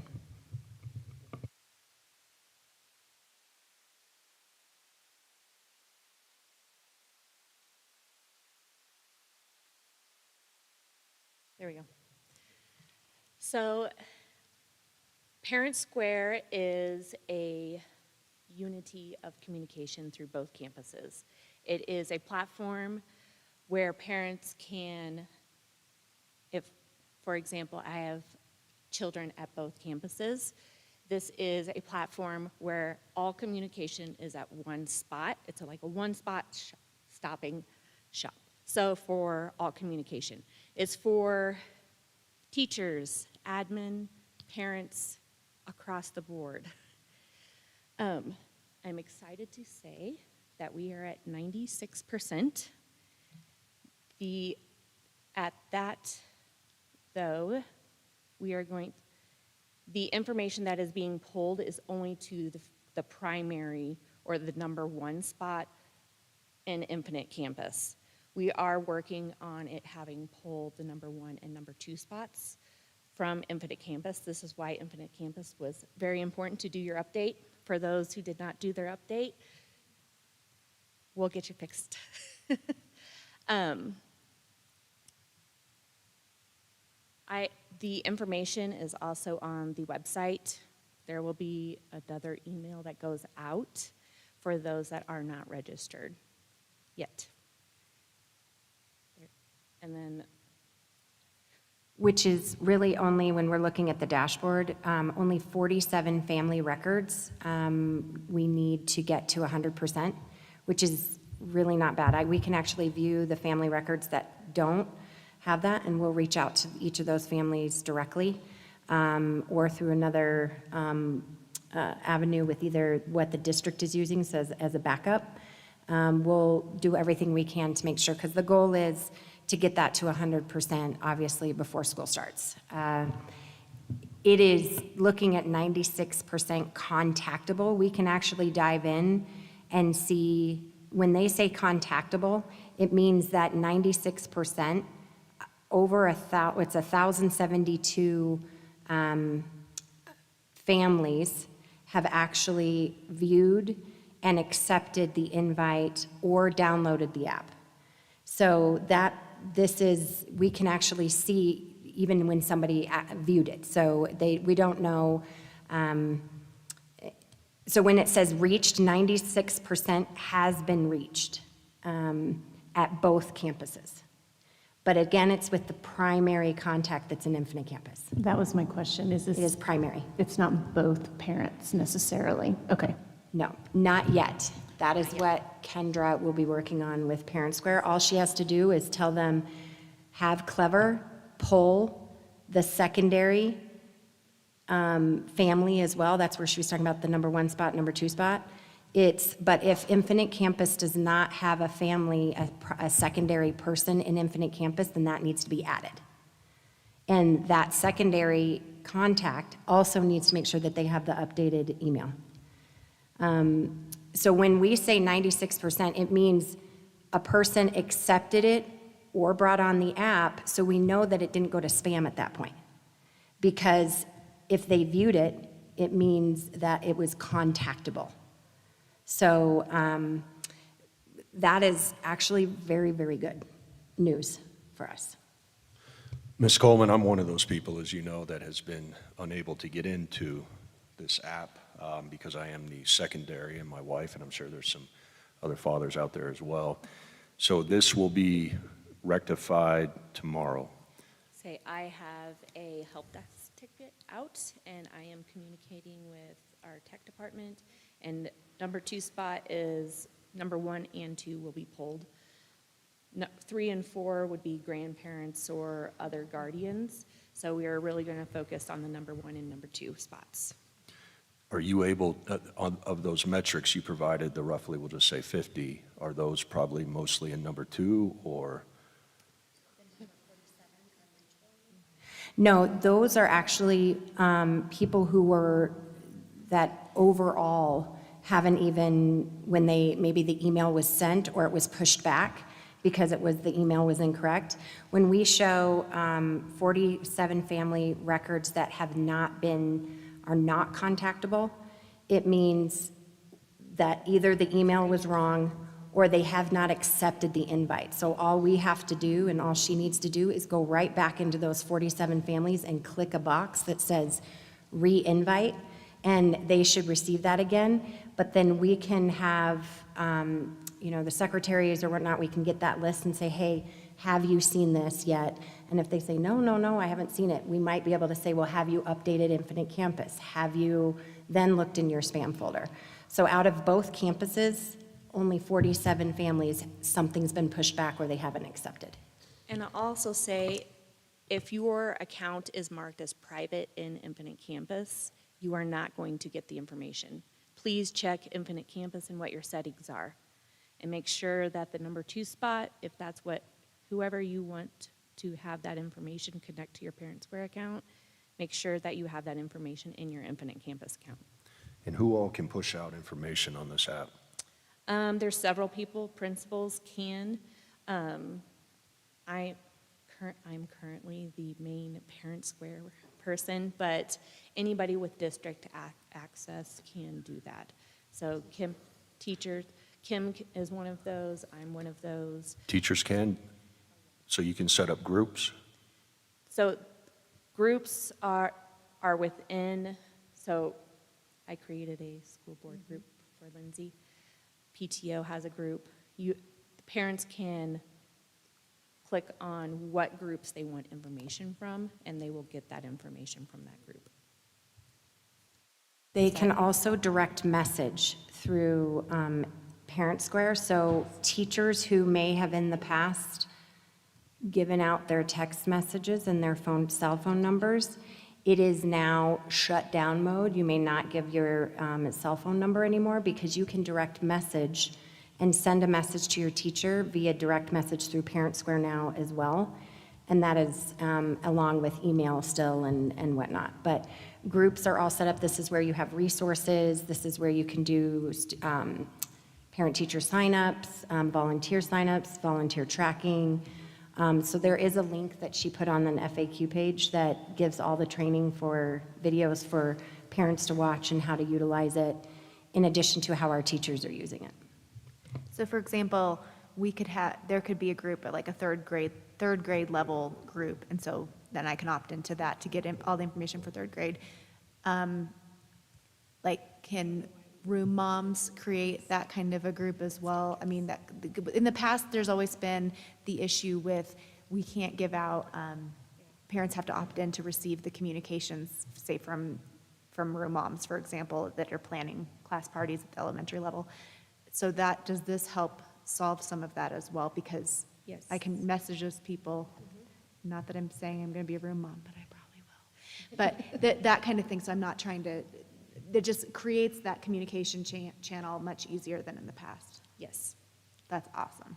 And for example, Mike, our athletic director, I kind of gave him direction that he can create in athletics a group for volleyball team, and he can assign his coaches to administer that group, and they can communicate that information to that volleyball team. So that's kind of an example of what this can do. It's a platform for all of this to be in one. And then I also want to say that this entire week I have been going around and doing presentations with all of our teachers. I have one more team to do tomorrow, and all of them have at least heard a presentation or at least gotten help. There are videos on, if you go to the top of your Parent Square account, there's a little question mark at the very, very top. If you're wanting how to use Parent Square, it has a great utilization of so many trainings. Utilize it. It can show you how to make posts, message, all of those things within Parent Square. I was just going to clarify something. I was asking Ms. Clinton about this, understanding you created a board group. We can't communicate back and forth on a private group, and she was sharing with me that that would only be to post out to the community agendas and whatnot. Yes. But I want to make sure there is no privileges for each board member to go on there. That's a big no-no for Colorado Sunshine, so. That was my assumption. That's where like the agenda that went out through Parent Square yesterday it's kind of channeled into that. Yes. And I love I get a notification every time someone joins the school board group. And that's exciting. Everybody should do that. The other thing that I really love about Parent Square, you'll probably notice when somebody's posted something, they can like it, they can ask a question, and it's being followed up with immediately. So this is my hope, is that, again, this is helpful, so then families who may not be on Facebook, or they may not be, always utilizing, and sometimes I know my personal email has about 1 million junk emails that come in, and so things get lost in the shuffle. I encourage people to opt into the text message notification, because that's when even snow day information or weather delays, that is going to come in immediately to a text message on your phone. It's not going to, it doesn't take a lot of any data or anything like that, because then you click on a link and it brings you directly to your app and all of the information that's needed in there. The other good thing is that we're not going to have long newsletters and long messages that are going to be posted in there. what will happen is it'll have a highlight of a post that you can click on a link, so it drives you to our website, so that we can utilize our website even more so than what has been, more effectively, I should say, in terms of communication than in the past. We've also been talking with the principals about as Kendra is another project that she's so excited about, working on our branding of Monument Academy and kind of fine-tuning our communication flow and process. That will be messaged. So Links News is not going away. It's just that's going to be coming into a monthly newsletter that is school-wide, and then you can click on the different sections to go to your school and information, so you're not having to scroll through a bunch of pages and you're like, where was that again? And there's a search function as well. So if you want to search about volleyball, you go into the search and it'll bring up all the posts that talk about volleyball or talk about the board meeting or whatever that might be, so that it helps to, it's just very user-friendly in all of those different areas. Sorry, you can't tell that I love Parent Square. I have a question. Are we encouraging now for parents to get away and delete the MA app? Yes, please. Okay. And how are we going to communicate that? Just, Parent Square. okay. And the calendar on Parent Square, will that be perfectly updated all the time and very reliable and in sync with the calendar on the website? Like how? So we have a Google Calendar that will sync to Parent Square, so all that information will automatically upload into Parent Square for both campuses. And are we directing our teachers for parent meet and greet to give a little spiel about Parent Square and to? I would love that. I think that's your captive audience, and that's really where parents are going to be sitting there, anyway. Sitting through all the teacher meetings and presentations today and yesterday, we're really encouraging all communication to go through Parent Square. So the teachers are excited about it. They're ready to push it. This is the future of MA, Parent Square communication. I really encourage Kim for the teachers at Back to School Night to advertise Parent Square, like make that a mandatory talking point. I don't mean to get in the weeds of how you guys run things, but I think that's super important. And I will also be at the middle school meet and greet on Monday. I will be there all day. I'll have my own Parent Square table, so come and see me. I'll answer all the questions, help you, and then I will be at the elementary in the afternoon, since there's only one of me. I wish I could duplicate myself, but I will have a table, and you can reach out to me at any time. My email address, I'm happy to answer any questions, so. Sorry. The other thing I want to just say is that it was this perfect storm, so just to tell the community, we did not intend for, when we look back, we were like, gosh, we could have probably sent this email out through Blackboard to make sure that we were telling families, but I know I mentioned in board meetings that this was something that was up and coming, but better communication, I will own that we probably could have sent something out with Blackboard, but there was this issue that only former families, meaning the families in Blackboard for everybody who was enrolled from previous to July 31st, would have been receiving information, so none of our new families received it because the Infinite Campus switchover is after July 31st. We were still setting up part of Parent Square because the district, again, was doing the perfect storm of changing their communication platform at the same time we were. So Blackboard, we weren't aware of the time when they were going to be shutting that off.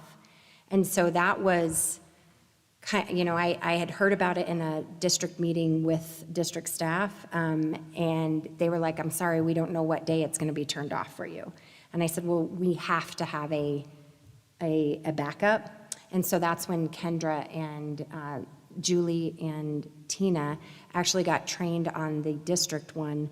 But by the time they got trained on that, we were 100% up and running and already had 95% reachable. So it wasn't necessary for us to communicate through Apogee. So I think it was, we recognized that that probably wasn't the 100% the best process of doing so, but we are going to do everything we can to make sure that we get that 100% and that the secondary parents, like you, Mr. Graham, will be able to access. And the other big one is that we'll have to kind of navigate is the divorced families or families who have different households. So there's ways that she can help that if there's any snafus with that as well. So my understanding then, we do have a backup if this app were to go down, and that is We do, I call it Plan C. It's Apogee through the district, but we do have that access if we need it. and that's pretty much plug and play right now if needed. Yes. Okay. Terrific. Kendra, thank you for all you're doing. I just want to say thanks so much. This was a huge ask from, I think, both of our SAC committees over the past 2 years. This is great. So thank you so much. My pleasure.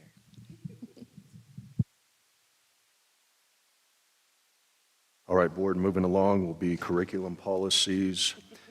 Ms. McClellan, who is presenting on these policies tonight? It's me.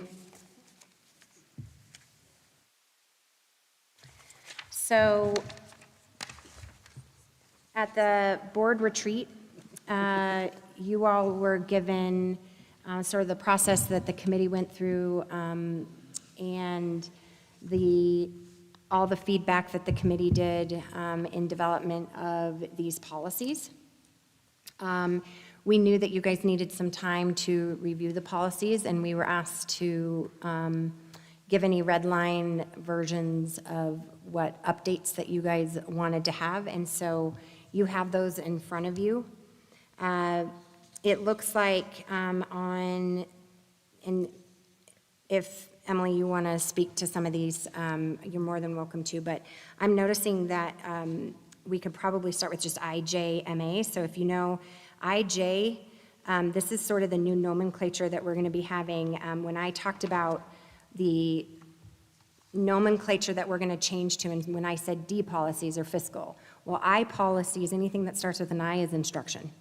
And it always has a main policy that doesn't have any R's or E's. An R is a regulation, and E is usually like a form. So the IJ policy is under the policy area of instruction, the title being the selection of instructional materials and textbook policy and procedures. And I put the /MA at the end of it, and that's specifically because IJ is the same policy that the district has. So when we're replacing a policy, and we have a waiver for this, but it's best to stay with the nomenclature of the district in terms of what that looks like, because we're really replacing that as well. And when we have a waiver, you have to meet or exceed the state standards, what the state has, or you need to have a replacement plan that's in place to show that you're still meeting the law for that particular policy. I'm sure Brad is in the back going, Kim, I hope you're explaining this correctly. Am I thumbs up on that one? Yes. He's and so IJ is the main policy in what you guys are looking at. You'll see also there's an IIAC, and that's the supplementary materials and video resources.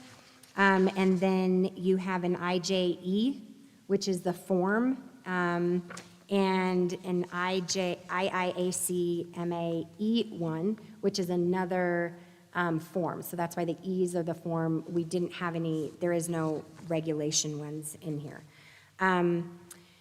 It also has the cross-reference, the legal references that you have to cross-reference at the bottom of each of these so that you can see how those apply to state statute. So So with that, we would start with IJ, which is the overarching of selection, so. Did you want to, sorry. So as a part of the curriculum committee, I, was a part of this development a little bit. Of course, Mrs. Leone and Mrs. McClelland were the main authors of this, but I really took a hard look at it and just added some discussion points or ideas for a few tweaks and changes. So the first, like Kim said, we'll start on IJMA, which is the selection of instructional materials and textbook policy and procedures. On page 1, number 1, all the way at the end, I have it in red, and I just am suggesting that we also add that documents to be consulted as appropriate in the selection process are MA policies, procedures, board resolutions, MA philosophies, mission, vision, core values, strategic plan, and dashboard data. Perfect. Okay, that was a suggestion there, because I know so much of our culture of data is going to drive the decisions that we make with curriculum selection. So I thought that was important to add, and those were my only changes on that one. Any other questions on that policy? Great addition to that. I approve of that. That's a great, just great couple words you put in there, Ms. Lyle. Thank you. Okay, you want to move on to IJEIMA, which would be the Monument Academy textbook review form. So it's the one that kind of has all the tables on it. It's an evaluation checklist. And on the second page, I had one little addition that our, when we're selecting this, when we're selecting our textbooks, that this form could be helpful as people go down the evaluation checklist, that they also consider an alignment with MA mission, vision, core values, MA frameworks, and then my addition is board resolutions. But I don't know if that is necessary or not, just something that popped out to me.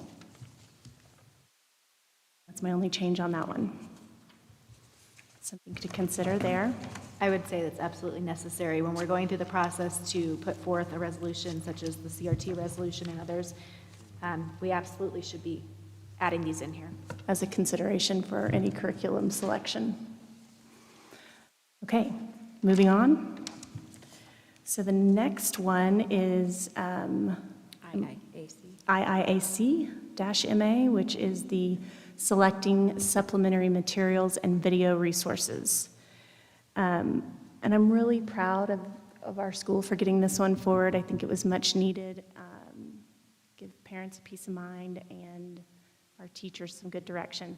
So in the introduction paragraph, this is something I think that we should discuss here as a board, and I don't know if this is appropriate for this policy necessarily, but I didn't know, and this is just a little background, we had some parent feedback last year of a situation that happened in a classroom that surrounded a classroom discussion or debate. And I know that's not necessarily curriculum, so I don't know if this belongs someplace else or not, but my suggestion would be that could we perhaps include classroom debates, exercises, and discussions, or does that belong someplace else or not at all? That is a great question. I believe that would be better added to the selecting supplementary materials, because we could put a question in there in the yes or no flow. Okay. That teachers would need to consider what debates or exercises or discussions that could occur from selecting those supplementary materials. Okay.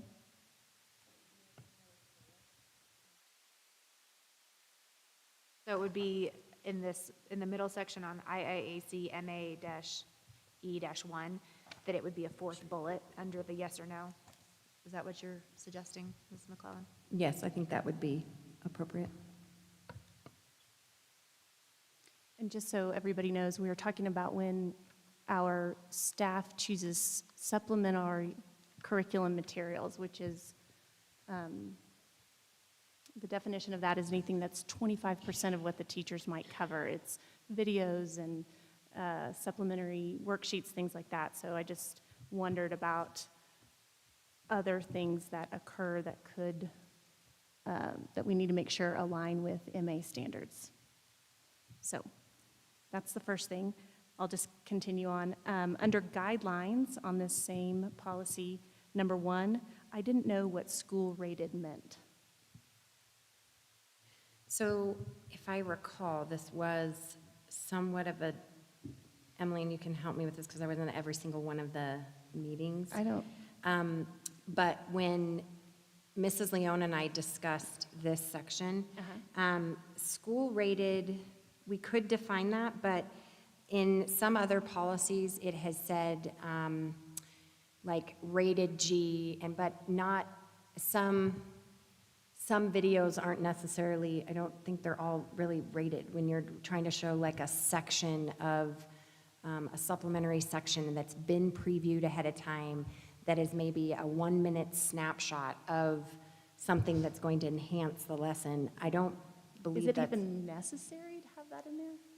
Just say, that would be all something movies, for videos, video clips, you. and online supplemental sources must be previewed by the teacher, must comply with applicable copyright laws. So mean, is it- yeah, I think Mrs. Leon and I, when we looked at this, we were saying. Is it a category of It thing? brings it up to saying, is it school appropriate?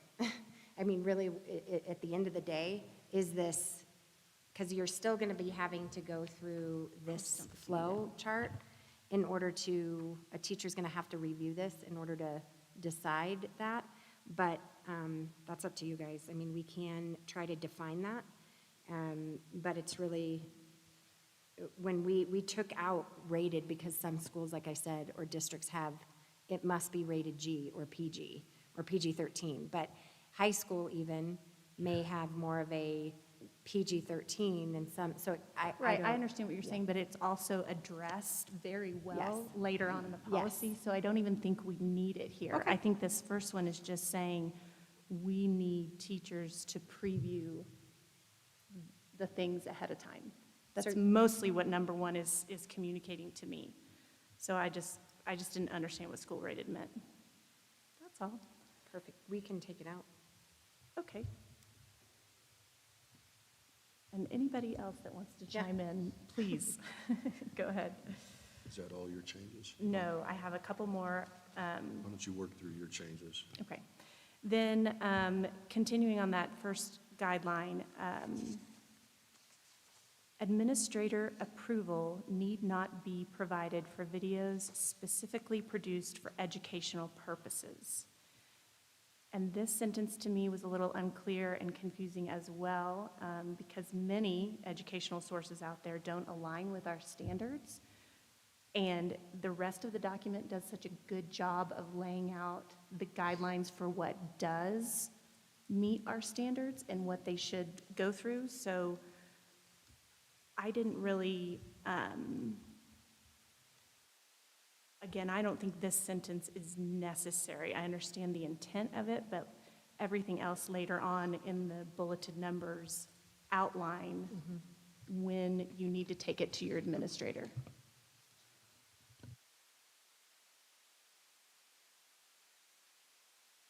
I agree, it makes sense to take that sentence out.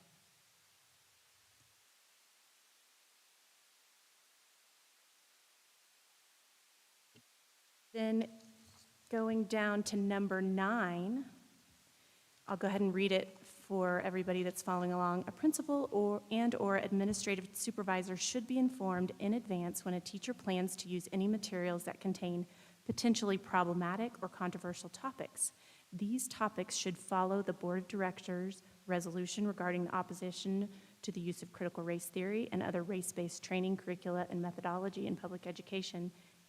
And then this would be my addition, and the Board of Directors' resolution regarding gender ideology. Obviously, that wording might need to be changed to be more formal and fit the exact title of the resolution, but I think that should be included as well. So I just have a question. Do we want to call out the resolutions individually, or do we want to just say all Board of Director resolutions? That's a great point. I'm amenable to that.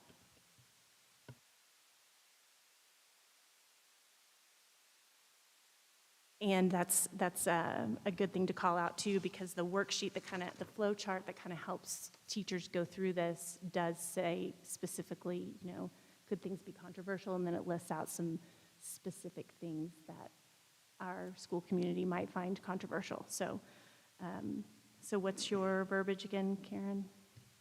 I was just suggesting, say, in the sentence with should follow the Board of Directors resolutions, plural. Got it.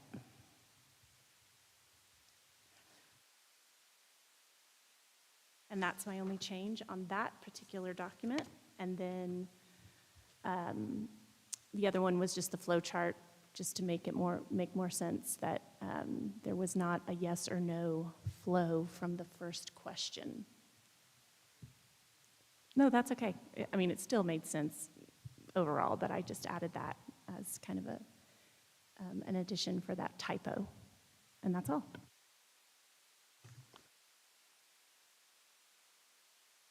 I'm going to propose that we give your changes, some of the questions to policy governance, and to bring that back next month with a finalized draft, or not even a draft, a finalized revision to present back to the board. But I'd like to know if policy governance is going to be okay with that. Yes. Fine. So we don't need to take a motion or take action on this tonight. So I'm proposing that, but I want to make sure that you guys are okay with that. Obviously, policy governance and you guys down here. Board? My only comment would be that I know that our teachers and admin need to have these kind of in play for any teacher trainings or things like that. So I feel like these drafts, though, are pretty close for operational purposes. I do want to point out, Mrs. Leone is actually presenting on this tomorrow. She was going to be presenting like what the process is, so I can instruct her. I can call her tonight or tomorrow morning and let her know that this is the draft. She can give draft and let them know that, at least to start the process, because she did want to communicate this with staff when she meets with them, so.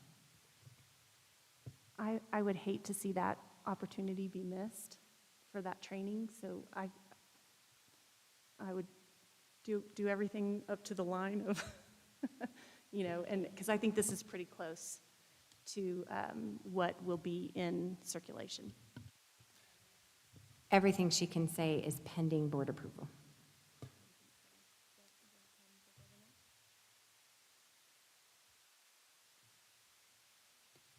No, I don't think so. I do think that these drafts are pretty close. There may be a few words that, when we read it more closely again, that maybe we would want to change, but otherwise, the document's pretty close. And you guys can overrule what I just proposed and make a motion. I mean, I'm not trying to push this off another month, but I just want to make sure that we have clarity on some of these questions that you brought forth tonight before we put this into policy.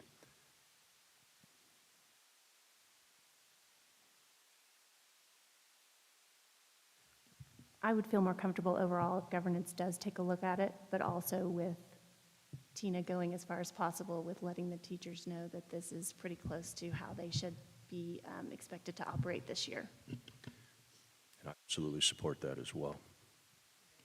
Just understanding that our intent will be to come back in September and approve these. I think the only area that then governance will review is just the cross-references of legal references. Correct. We'll ensure that. And Mr. Buchkowski is very good at that. All right, then I'm going to move us along to the regular monthly board meeting start time. Ms. Clinton, I believe you're taking the lead on this. Oh, excuse me. I accidentally skipped SRO update, and that will go to Mrs. McClellan, if you would like to give us an update for our SRO for the 23-24 fiscal year.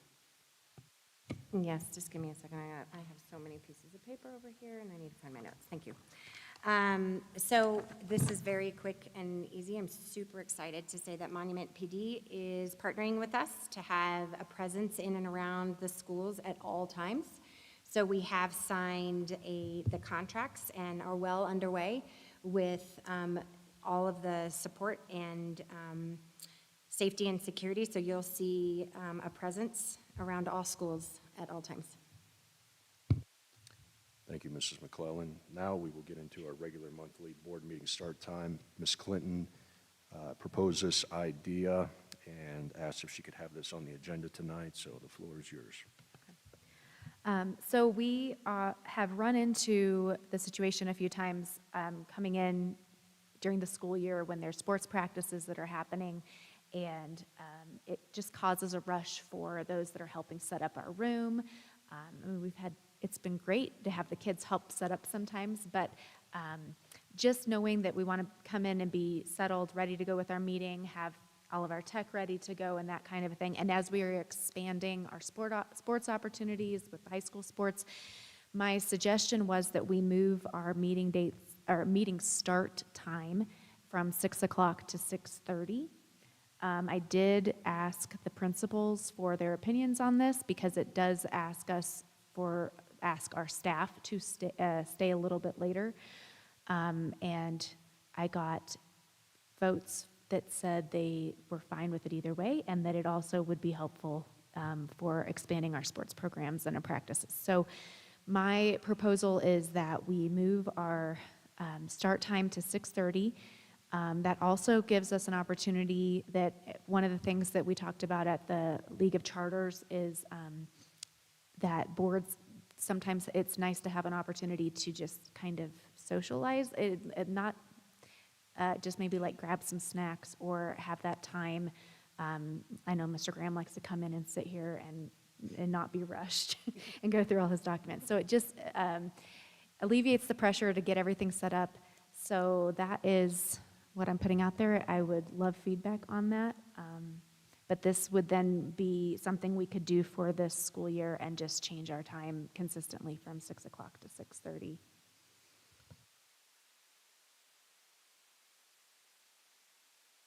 I'd like to make a formal motion. We can get a second, and if there's a second, we can have some discussion. I motion that we change the start time of our regular monthly board meetings from 6 p.m. to 6:30 p.m. All right, that opens it up to further discussion. Fine with me. All right, well. Okay. And I do appreciate the fact that you did connect with the principals. You received their feedback, and I think that's paramount because we're asking this group to stay later, understanding that's going to add a half hour to your night. So I do appreciate. All right. Fair enough. Okay. No further discussion. Before I call the vote, I would like to ask one clarifying question, and that would be, will that start next month? Yes. All right. So effective immediately. Okay. Call the vote. Ms. Belisle. Aye. Mr. Buczkowski. Aye. Mr. Carley. Mrs. Clinton. Aye. Mrs. Hoyda. Aye. Mr. Ross. Aye. And I'll vote aye on that as well. That motion carries, so effective next month, and we'll get into our board calendar next, 6:30 p.m. start time. I'm guessing we can push that out on Parent Square now. And maybe I'll have access to it. It's a joke.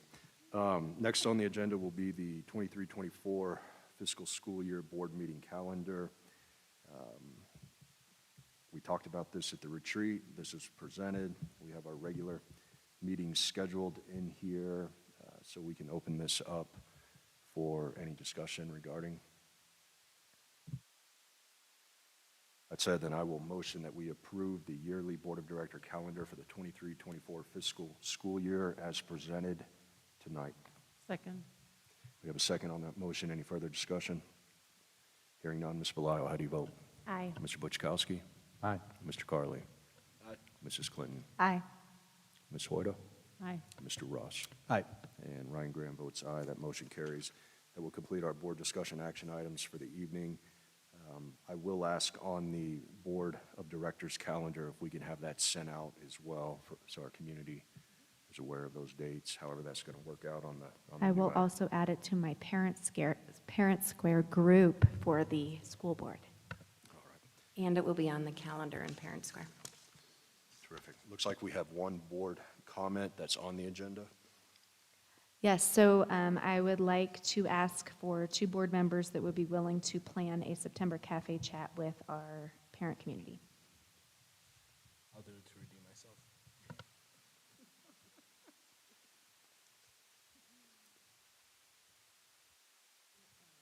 I'll go ahead and do that with you. And then if you are 5 minutes late, I'll start calling your phone.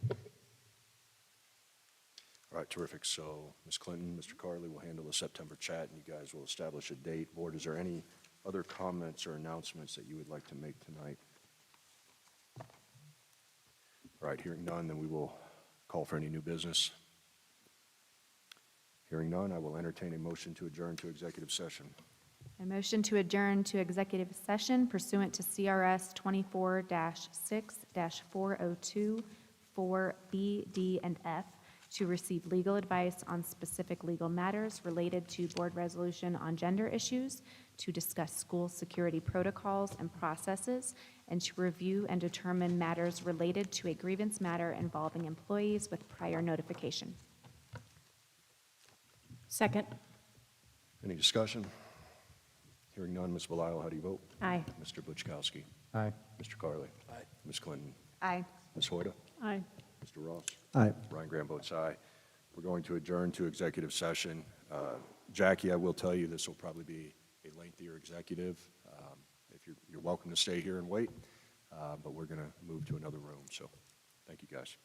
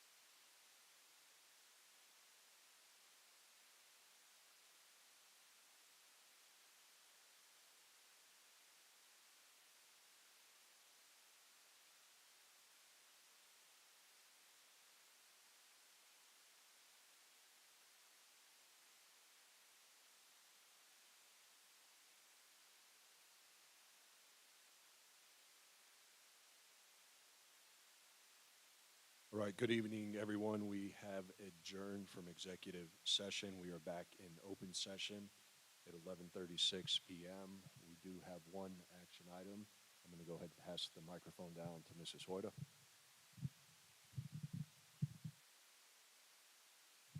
I move to approve MA's concealed carry and armed staff policy as presented in executive session and in accordance with the resolution passed on July 25th, 2022. Second. So Mrs. Hoyda has made the motion. Mr. Buchkowski has seconded that motion. Is there any further discussion on that motion from the board? All right, hearing none. Ms. Belisle, how do you vote? Aye. Mr. Buchkowski? Mr. Carley? Mrs. Clinton? Mrs. Hoyda? Mr. Ross? Ryan Graham votes aye. That motion carries. That completes our business for action items this evening. At this time, I'm going to go ahead and adjourn the meeting. And Ms. Lindsay or Ms. Clinton, do we have any citizen comments not pertaining to agenda items? Hearing none, then we are dismissed. Thank you.